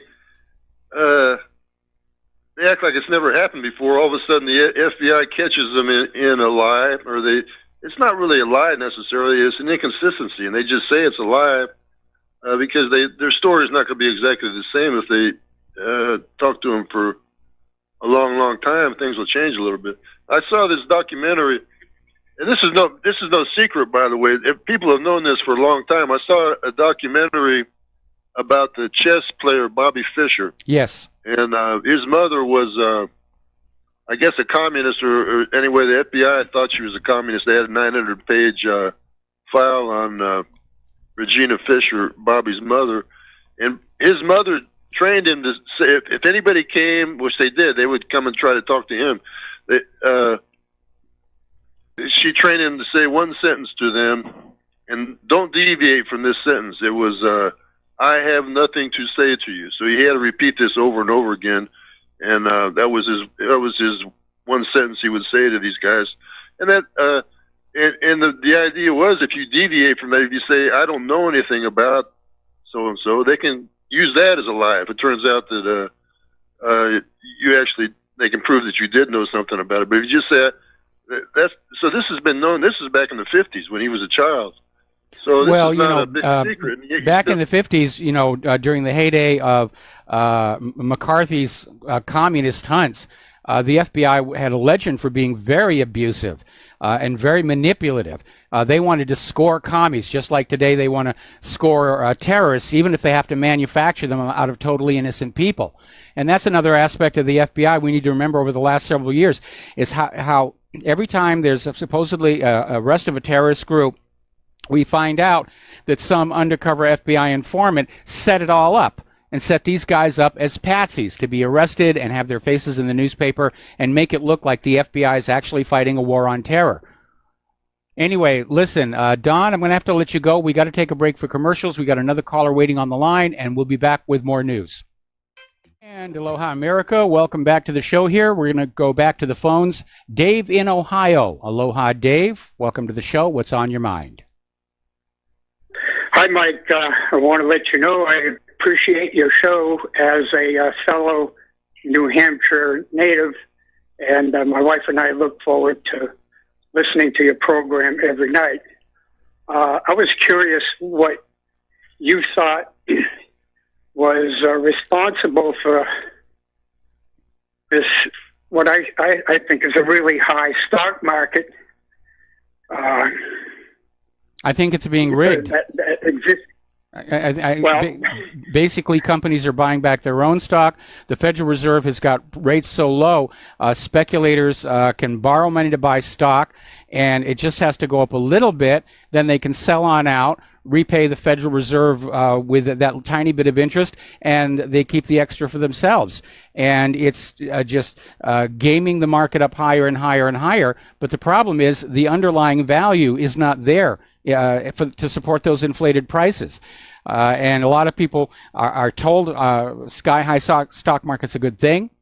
See, it's proof the economy is recovering. But a very high stock market can actually be a warning sign. Because if the market is overvalued, and it is overvalued right now, even worse than 1929, then when a correction comes, it's going to fall all the way through to the basement. And I know they've got the plunge protection team and all the money they need coming out of the Federal Reserve to keep that market looking good, but it's a fake. It's a fake. The underlying companies aren't doing as well as the stock price would suggest, just like they're messing around with the unemployment numbers. Claiming we only have 4% unemployment, when the reality is we've got almost 30% of legal American citizens willing and able to work have not been able to find work for months, if not years. Well, I think you're exactly right. My wife and I, we moved from New Hampshire to Ohio, and Ohio, from what I can see, is a blue-collar state, and we certainly live in a blue-collar town. And this recovery, or this whatever is supposed to be reflected by the stock market, isn't happening here.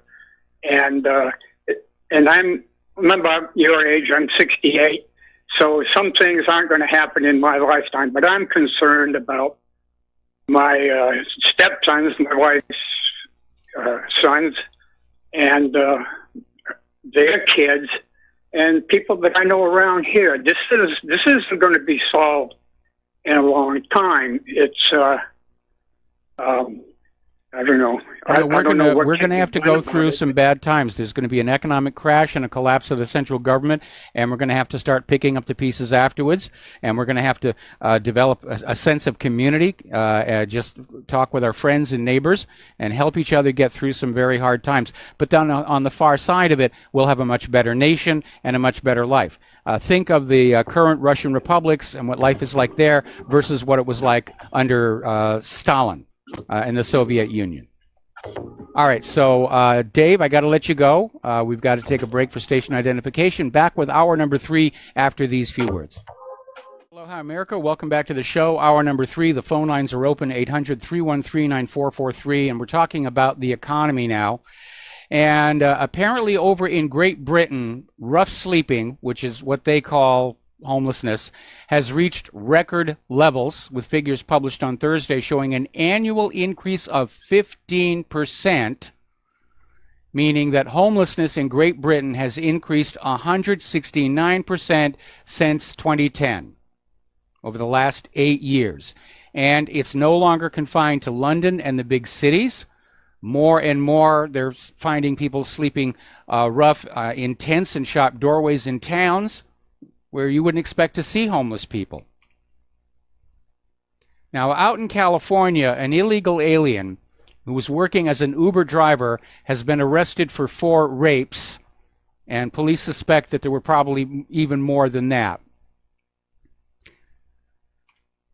Now, article coming out of Investment Watch blog, illegal immigration destroys American schools and hurts kids the most. And basically, the article looks at what's going on, again, in California. California spends $88.3 billion on its K-12 public education system. But even with all that money, the schools are the worst in the country. California has one of the highest student-to-teacher ratios in America, 35% above the national average, and per-pupil spending has been decreasing steadily. A recent study ranked California's K-12 public education system as the 37th worst in the union in terms of educational quality and 49th in terms of school safety. Now, everybody's out there saying, oh, it's because, we've got to raise taxes, we don't have enough money. But no, the problem is the illegal immigration, because these kids are coming on in to the school. They're filling up the classrooms. They're not contributing to the school budget. Most of their parents are working but not paying taxes. And these kids are going to school, and they're just using up all the available resources and filling up the classrooms. And apparently that's also a reason why California's schools are so unsafe, because of the racial friction that's brought on in. Now, another big problem that we're dealing with in this country is what is illegal immigrants who are making money here and sending it home. So it's not even being spent here. It's just disappearing. It's not redistribution, it is removal. And apparently somebody did the calculation and said right now the illegal immigrant population of the United States of America is sending $38 billion with a B out of the country every single year. We can't survive that either. Especially, we're already sending $1.5 billion out of the country every single day with a trade imbalance. Polls are showing 80% of Americans want less immigration. They want all of this nonsense shut down. And the globalists are still out there screaming, oh, you're just being racist. I'm not being a racist. I want strong borders on this country for the same reason I have locks on the door of my house. I want to control who comes in and goes out, and for what purpose. That's just common sense here. Now, over in Germany, as you know, Angela Merkel is trying to form a coalition between her party, the CDU, and the other major party, the SPD. And it's coming up on a referendum. And all of a sudden, there's a surprising phenomenon that young people are signing up for the SPD. They're becoming members of that party, swelling the membership ranks huge. And apparently, the idea is they're going to vote to change the direction of the SPD. They're going to vote against the coalition and deny Angela Merkel a fourth term as chancellor. These are people who are just as angry about their refugee crisis as we are about the illegal immigrant crisis and refugees in this country. Now, here's a story. This is kind of weird. This is civil forfeiture on steroids. Police in the Dutch city of Rotterdam have launched a new pilot program which will see them confiscating clothing and jewelry from young people that they don't think ought to be able to afford them. I'm not kidding. If the police look at you and they take a guess about what your social status is and you're wearing a really nice coat or a really nice wristwatch, the police are just going to take it. It's just like here in the United States, where if the police catch you with anything over, I think it's $5,000, they'll just take it on the assumption that you must be doing something wrong. And now they're doing it with clothes. And apparently in an interview, somebody said, well, we saw this kid with a Rolex. Well, just so that you know, there are counterfeit Rolexes. There are fakes. And I know this because when we were working on Lost, one of our characters was supposed to be wearing a Rolex, and they didn't want to spend the money to get a real Rolex, so they went out and they got a couple of the counterfeits, which were very, very inexpensive. And those were what were actually used on the show. Here's how you tell a counterfeit Rolex from a real Rolex. A real Rolex has a sweep second that just moves smoothly.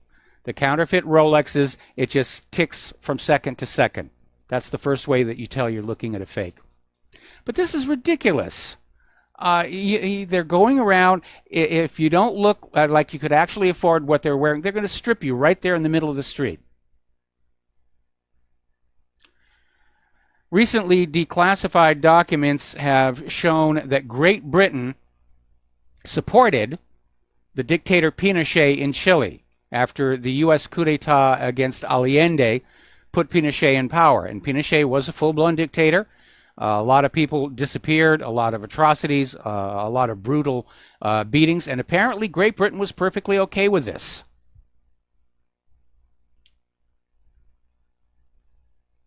And there we are. Now, I actually mentioned this. I was on Richie Allen this morning. I'm very glad that all these movie stars have come on out saying that all of this screaming about sexual abuse is just hypocrisy. Brigitte Bardot's come on out. Catherine Deneuve's come on out. A lot of other people coming on out saying, look, it's ridiculous. These girls try and seduce producers and directors to get the parts they want, and then they turn around and scream that they're being sexually harassed. And there was a lot of that. But over in France, and it's getting even more ridiculous, over in France, which when I was a kid was sort of the icon of open sexuality and freedom, there's a new law. If a man comments about a woman's body or appearance in public, he'll be fined 90 euros.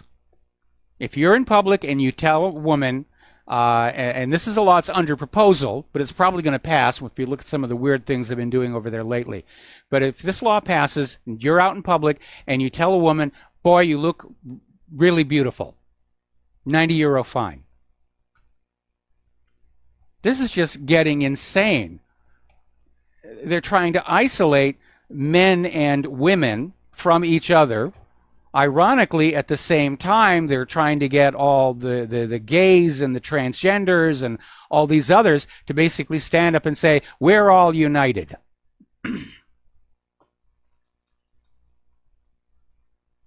Now, the police over in Las Vegas have finally admitted in their preliminary report, which was issued just a few days ago, there was at least one other shooter up in that hotel. Now, remember when this all went down and the official story was crazed lone nut shooter, Stephen Paddock. That's all there was. Any other suggestions? Kooky conspiracy theories. And I kept pointing out there are two broken out windows in two adjacent rooms, and the door that would connect the two rooms and turn it into a larger suite appeared to be locked in the photos that they let on out. Well, now the police are saying, yes, there was a second shooter or shooters in the room adjacent to where Stephen Paddock had his end suite. And they made their escape out the front door and exited the building, according to apparently a very vague portion of this report. So now they're acknowledging there were multiple shooters. Amazing stuff here. Down in Florida, they're looking at a proposal that could force new HPV vaccine requirements for state public school students. And it's SB 1558, the School Health Immunizations, also known as the Women's Cancer Prevention Act, revises child immunization requirements to include a vaccine for human papillomavirus. And this has caused a huge upset for a lot of people because it's well known that, first of all, for most of these school grades, they're not exposed to the virus because they're not sexually active. And the shot only lasts a few years. So why not wait and give it to them when they become sexually active? But a lot of people are very concerned because of all the damage that this vaccine can cause. We've heard all these stories coming out of Europe and even here in the United States where these perfectly healthy women suffer permanent harm. Narcolepsy, mental illness, all kinds of deterioration. And parents are basically out there saying that if this bill passes, they're going to start taking their kids out of school and they're going to homeschool. And I'm perfectly in agreement on this one. Vaccinations for a child should be up to the parents. And I know the government thinks we're all morons and idiots and we can't possibly know what's going on better than they do, except that we very often usually do, because all they do is talk. Take money and deliver the promise.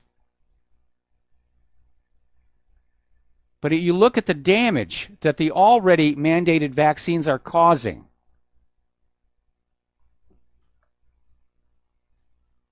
Here's another story. Absolute, undeniable proof mercury is still used in vaccines injected into children. And apparently this story is found a letter authored by Secretary Diana S. Dooley, and dated October 9th, 2015, from the State of California Health and Human Services. And basically in this letter, approval was granted to inject children with mercury-laced vaccines containing thimerosal. And basically what the letter says, because the current supply of thimerosal-free vaccine was running out, that they were granting an exemption from California Health and Safety Code section 124172 for seasonal influenza vaccine with trace levels of thimerosal. Sorry, I'm getting rented lips here. And they authorized it for children younger than 3 years, which is in that period where the myelin sheaths have not fully formed, when the mercury can do the most damage. There is still no federal law or FDA ruling that requires the removal of mercury from vaccines. Mercury is highly toxic. It's a neurotoxin. Ever hear the expression mad as a hatter? Remember the character, the Mad Hatter in Alice in Wonderland? That's based on a real, true fact.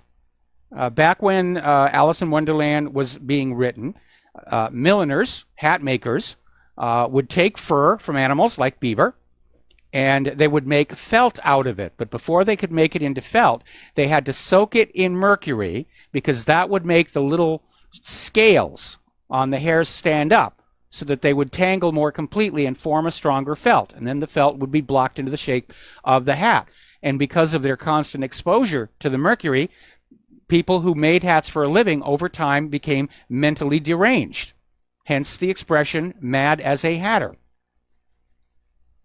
And they're still injecting this stuff into kids 3 years old and younger. Right there is a good example of why vaccine decisions should be left up to the parents. The only reason that thimerosal is in there is to cut loss, to increase profits. It's a preservative. It's not even there for therapeutic benefit. It's just to keep the vaccine longer on a shelf so they don't have to throw it away and waste the money. That's why it's there. Apparently the snowfall over in Tokyo has been very intense. Apparently it's the heaviest since 2014. Apparently it's brought the city to a standstill. Cars are trapped in a tunnel, and that caused a huge traffic jam from Monday evening through Tuesday morning. Parts of expressways around the capital were closed. 50 vehicles stranded on Tokyo's iconic Rainbow Bridge. So it's pretty heavy. Now, over in Davos, of course, they're out there saying that human-caused global warming is maybe the number one, number two challenge that we face today. And, of course, all these people out there pushing human-caused global warming and taxation flew into Davos on their private jets, their Gulfstream GXs. And, of course, the bigger the jet, the more status they have. Obviously, Donald Trump with his 747 won that particular competition. But somebody did a head count. There are just over 1,000 private jets on those 4 runways that serve Davos. So apparently they're all worried about the planet's carbon footprint, but not their own. Down in Florida, they're actually out snowing Edmonton, Alberta. Now, it's not a competition that anybody wants to get into, let alone win. But apparently, down in Pace, Santa Rosa County, Florida, is supposed to have an average high temperature of 16 degrees or 60.8 degrees Fahrenheit and an average snowfall of 0 inches in January. And now they're getting it.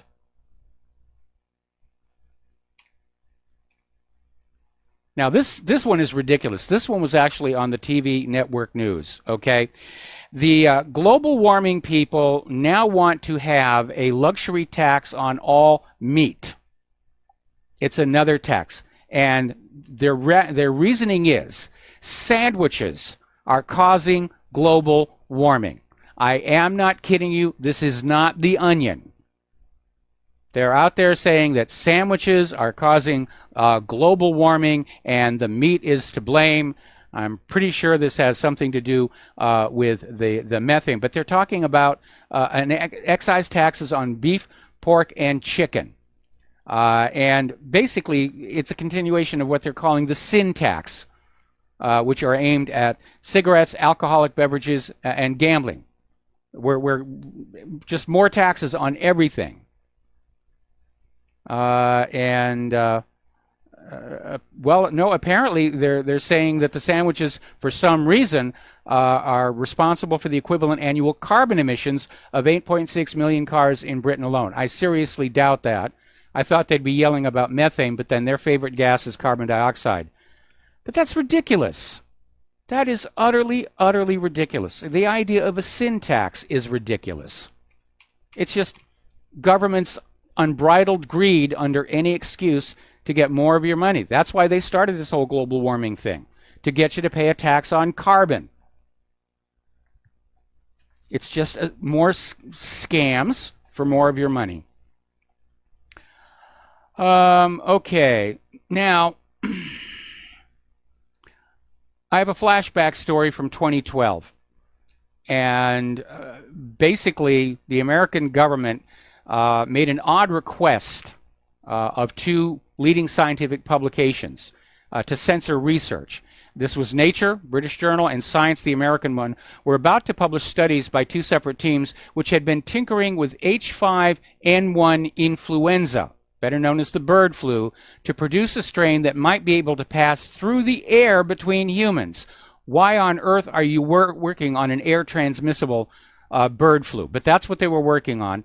And the American government basically said, just put the vague overview in there, and only vetted scientists could see the actual details. It was a very wise and prudent thing to do. I agree with that. But why are they weaponizing and they've been doing this since 2012. There have actually been incidents where there have been mistakes at these biological warfare labs, and it's triggered a small pandemic around the facility. This is dangerous stuff. We'll be back after these words from our sponsors. And aloha, America. Welcome back to our show here. And almost 2 weeks ago, we had that big scare here in Hawaii where the Emergency Management Agency sent out an alert that a ballistic missile was coming on in. Seek shelter. This is no drill. Scared a lot of people. At least one known heart attack resulted in death. And it took 38 minutes for the Emergency Management Agency to put out a correction. And they blamed it originally on FEMA, saying we had to wait for FEMA permission. FEMA says, no, you don't. You can put out a correction for an error message immediately all on your own. That's ridiculous. Hawaii's Governor Ige was under fire for taking 27 minutes to put out the correction on his Twitter account. And he basically claimed he forgot his Twitter password. Well, the FCC is investigating what happened because it does involve the telephone and television video, cable system.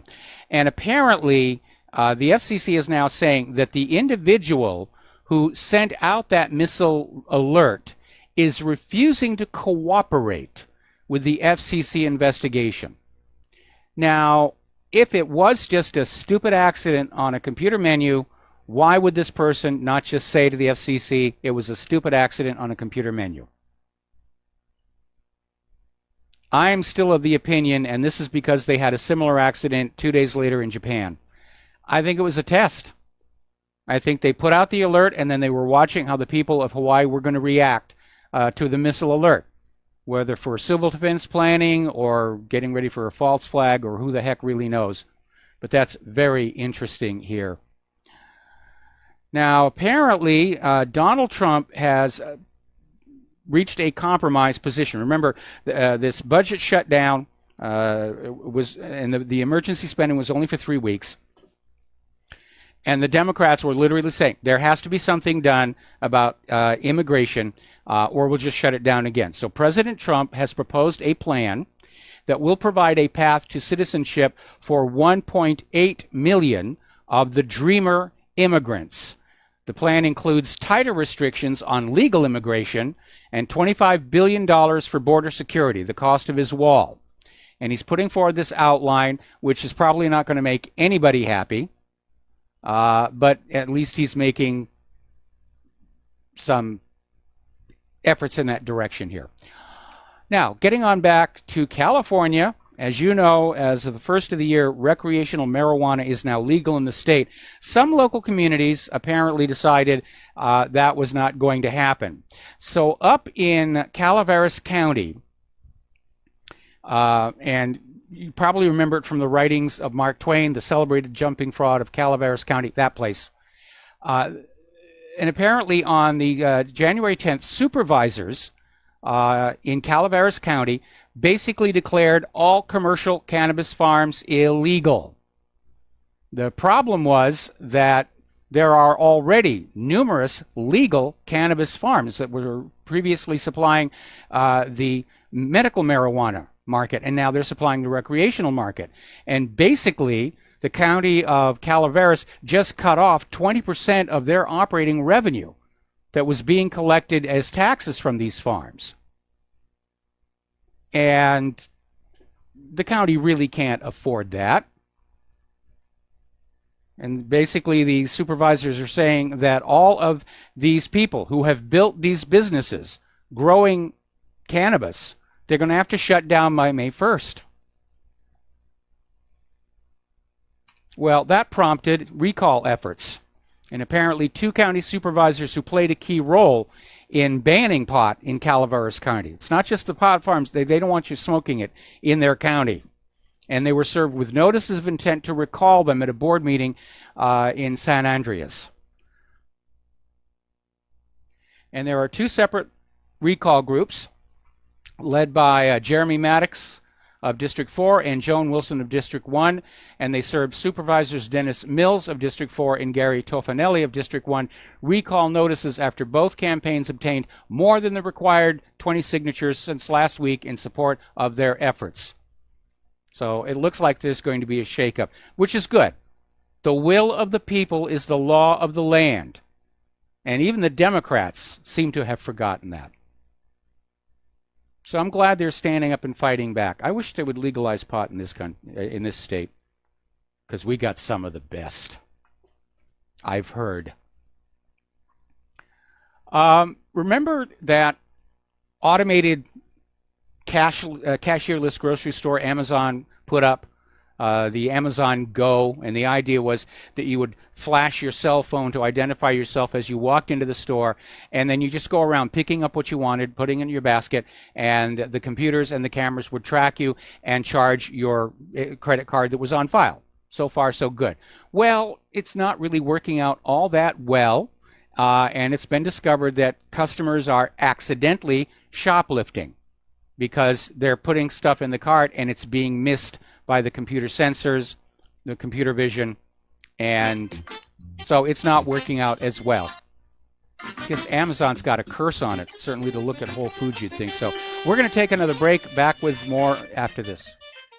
Aloha America, welcome back to the show here, and already the pushback against Trump's new immigration plan, because he still wants his wall, and they're running a story now that a border wall will disrupt this wildlife refuge. The environmentalists have their knickers in a twist.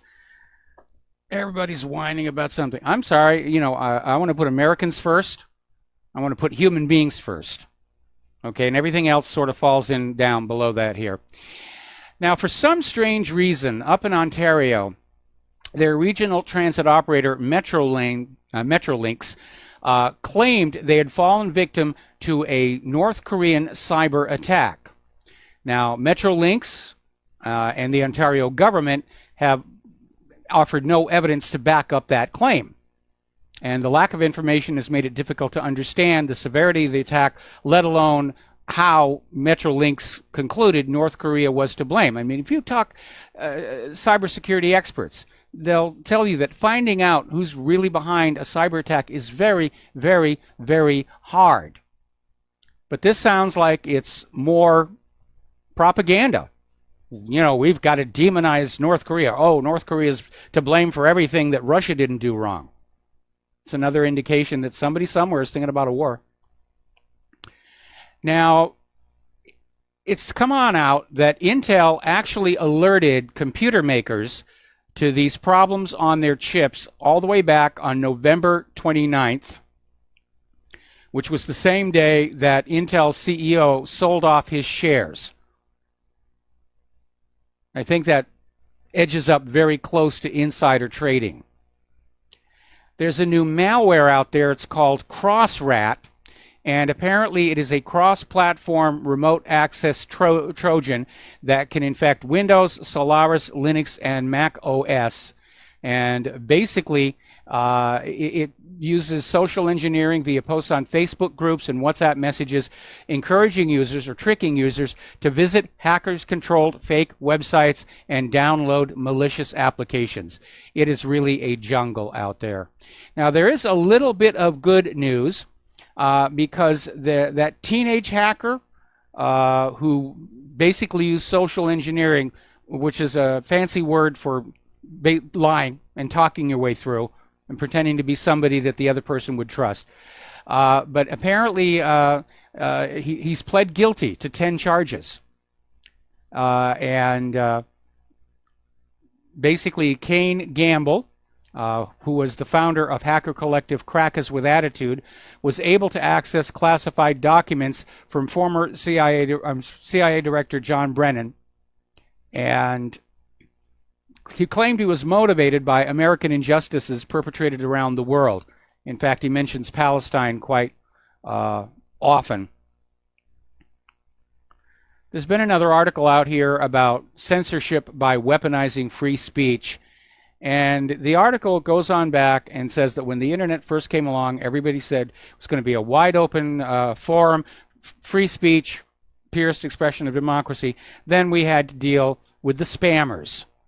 And that basically opened the door, saying that, yes, content could be moderated. And certainly everybody agrees that spammers, who are just there to make trouble, should be filtered on out so that you get a better quality of information. But now, unfortunately, we're now seeing the filtering take on a political dimension, targeting conservative thought. Now, there's another article that came on out, this is in City Journal, of crudeness and truth. And it's saying there's nothing wrong with plain talk. There's nothing wrong with telling the truth. And basically saying that liberals are living in a fantasy world where men and women are identical, where black Americans commit no more crimes than white Americans, that Muslims don't commit terror attacks. And when you try and talk to them about the real world with the facts, they jump up and they scream and they cry. This is racism. This is sexism. You're expressing some kind of phobia. I'm shocked to find facts being spoken in polite company. And it's a form of bullying. It's like when Israel screams, you're a Jew hater or you're an anti-Semite. It's designed to get you to shut up because they don't want anyone to hear what you're saying. And so it's time to return to plain talk. It's time to get away from all this so-called political correctness, because political correctness is really a form of cultural Marxism, of tricking us into voluntarily, of our own free will, censoring ourselves. I mean, the liberals certainly have no hesitation to put out their ideas and speak their mind. They're only upset when conservatives do it. Now, apparently, somebody has come up with a bricklaying robot. It's called SAM, for semi-automated mason. It's starting to show up on a handful of sites in America, and these machines are capable of laying up to 3,000 bricks a day, compared with the human average of 500. So, more displacement of work. I can understand the attraction of being able to do 6 times as many bricks in a day. Apparently, there's a massive security flaw in Tinder that could let strangers hijack your photos, spy on your swipes, and see pictures of all your matches. And Tinder apparently was informed of the flaws in November. It has yet to provide a fix. It's all just falling apart. And I was saying before, we've allowed our technology to become decadent. We've allowed it to become too complex to be managed easily and effectively.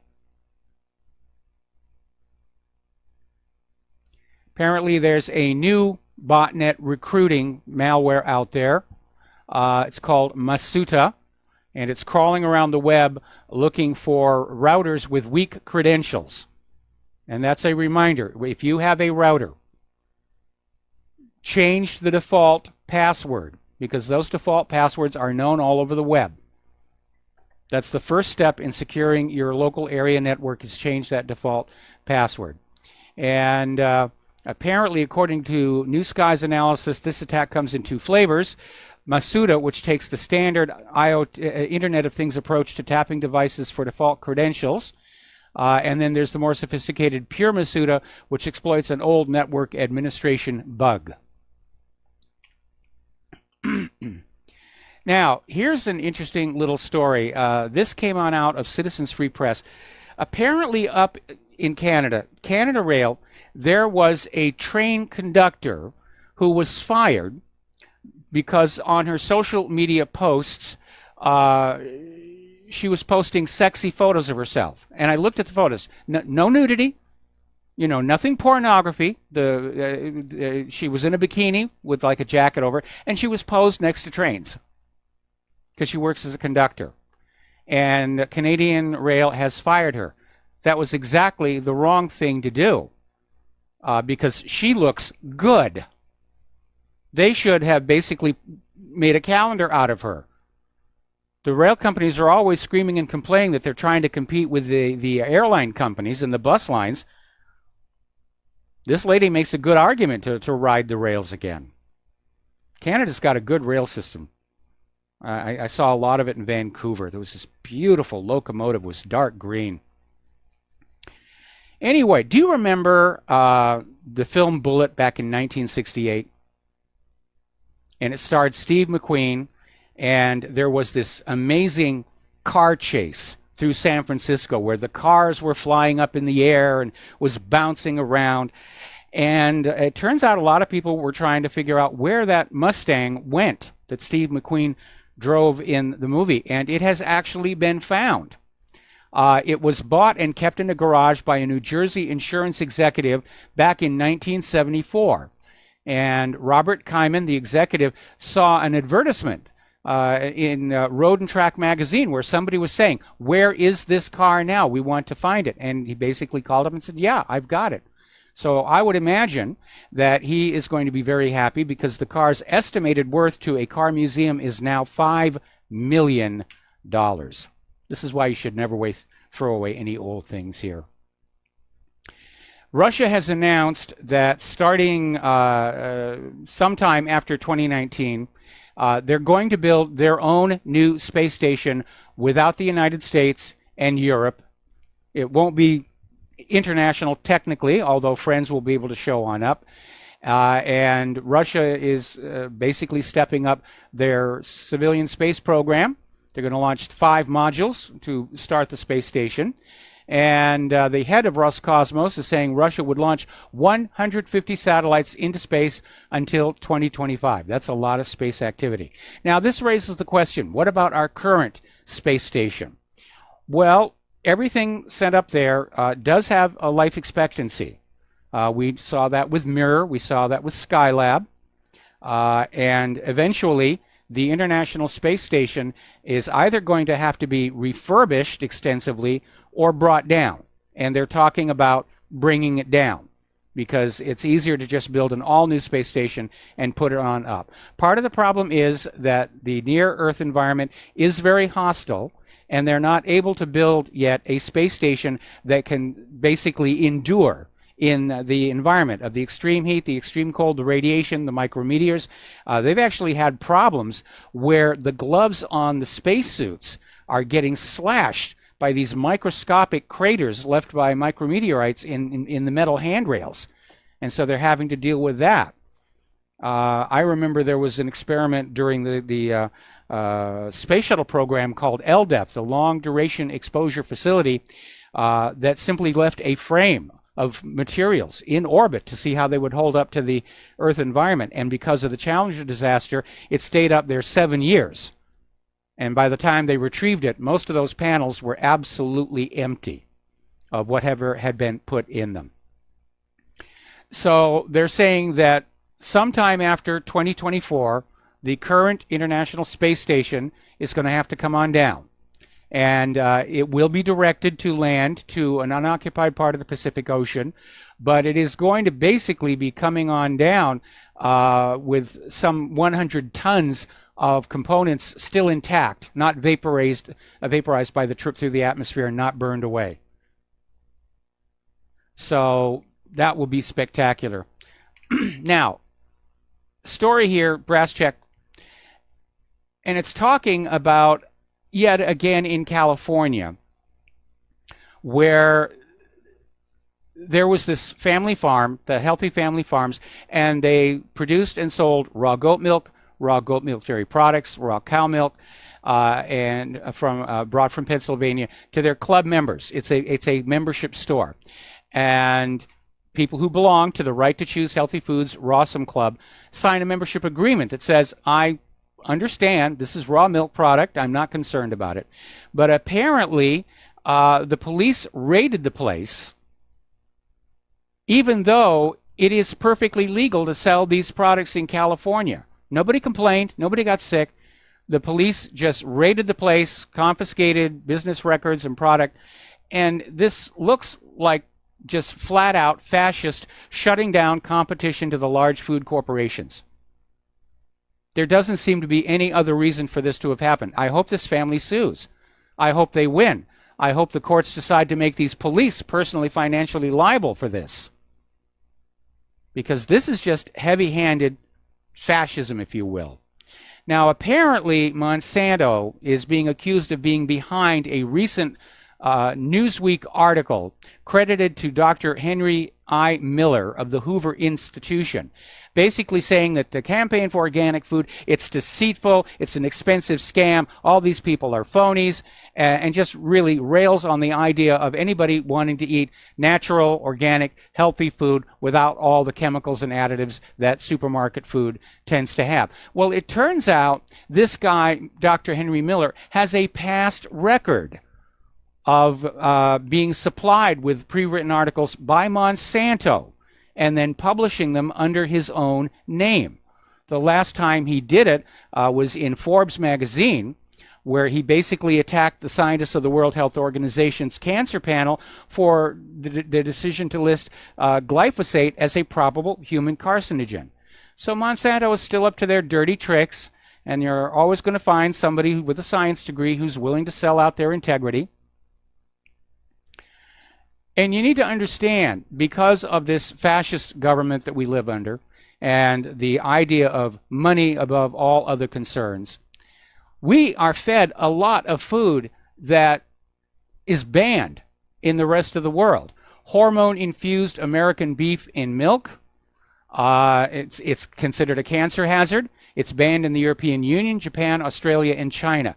You've heard about pink slime. It's this prefabricated material to make burgers. And it's used as an additive to bulk up cheap meat, because there's things in there that aren't necessarily meat, like cartilage. It's found in hot dogs, burgers, and it's more likely to carry pathogens because it's pulled from the bones. And it's banned in the European Union. GMO food, we know the problems with that, banned in Austria, France, Germany, Greece, Hungary, Luxembourg, Russia, and China. Carrageenan, used as an emulsifier and thickener in processed dairy goods, including baby formula, causes gastrointestinal inflammation, which can be dangerous to young children. Banned in infant formulas in the European Union. Atrazine, one of the most widely used herbicides in the U.S. This particular herbicide is notorious because it's been known to leak through the ground and contaminate drinking water. Like other herbicides, small doses also transfer into humans via the crops. Banned in the European Union. Arsenic-laced chicken. What they'll do is they'll take a chicken and expose it to arsenic because it makes the blood vessels appear pinker and makes the meat look fresher. That's the reason. But arsenic is a poison. And arsenic-laced chicken manure is commonly used to feed cows, and which means they're getting the arsenic as well, banned in the European Union. Pork infused with asthma medication called ractopamine. It's a drug that makes its way into most pig and cattle feed. It's basically causes weight gain, increased heart rate, insomnia, headaches, and tremors. Banned, unsurprisingly, has been banned in the European Union, Russia, and China. And it goes on and on and on. The brominated vegetable oil in toxic energy drinks is a problem. It's banned in over 100 countries. Coal tar, banned in much of the European Union. Chicken washed in chlorine, banned in the European Union. Fat-free chips are a problem as well. All right, we got to take another commercial break. We'll be back with the last segment of our program after these few words from our sponsors. Aloha, America. Welcome back to our show. Last segment of our program today here. Here's an interesting little story. Somebody got a really cool idea here. Apparently, a group of German promoters are planning to have a nightclub party at 0G. And what it is that Germany has a modified Airbus A310 that is normally used to train astronauts. It's like the American Vomit Comet. And apparently they're decorating the interior of this aircraft. It's going to have 25 guests and some DJs that would be playing the music, apparently on modified equipment that won't be bothered by the 0G. And the entire event is going to last 90 minutes, and they're predicting that the clubbers can expect 25 minutes of weightlessness as their aircraft maneuvers up and down at extreme high altitude. I think that's cool. I'd love to do that. Okay, getting on back to some more serious stuff. Apparently, Montpelier High School will fly a Black Lives Matter flag for the entire month of February. Kind of a little interesting there. I saw this story a while back, a day or two ago, but I'm going to go with it here. Apparently, CNN on their website had an article promoting cuckolding. Now, it's become an insult of the so-called alt-right aimed at men who are viewed as spineless and emasculated. But basically, the original meaning, it has an adulterous partner. But there was this article that said there was a recent study by David Lay, Justin Lemiller, and the writer Dan Savage. Acting on cuckolding fantasies can be a largely positive experience for many couples and is hardly a sign of weakness. Well, everybody who's into the group sex scene knows that. It's just what arrangement do you have with your spouse? And my arrangement with Claire is we are monogamous. I don't fool around. I like my life simple. But I've been in open relations when I was much, much younger. Okay, so more and more about this secret society. Again, there's an informant, an FBI whistleblower, who's out there saying, yes, this actually did happen, and apparently it extended to the Department of Justice. This is major. This is major. We're talking about FBI agents and Justice Department officials actively seeking to overthrow the President of the United States of America. And apparently the push is on to get that FISA memo cleared and released, despite the Department of Justice rebuke and despite the claim that we're all too dumb to understand what it means. So again, my usual sign-off for the show, which I'm coming up on, it is vitally important that Americans come to understand what is going on. And they're not going to get it off the TV news. So this is a call to Rivero's Rangers. You've got to get this stuff into emails, chat boards, social media. Have it on hard copy on paper that you can show to people who really don't know how to use a computer. All right, there's the music. Time for me to get on out of here. Please stay tuned to John Stedmiller. He's got a lot of stuff to share with you. And we'll be back here tomorrow on Republic Broadcasting. And I'm sorry to say the Lady Claire will not be able to join us. She's still dealing with a lot of back pain. And I'm just trying to take the best care of her that I can. So I'll talk to you tomorrow, and aloha, America.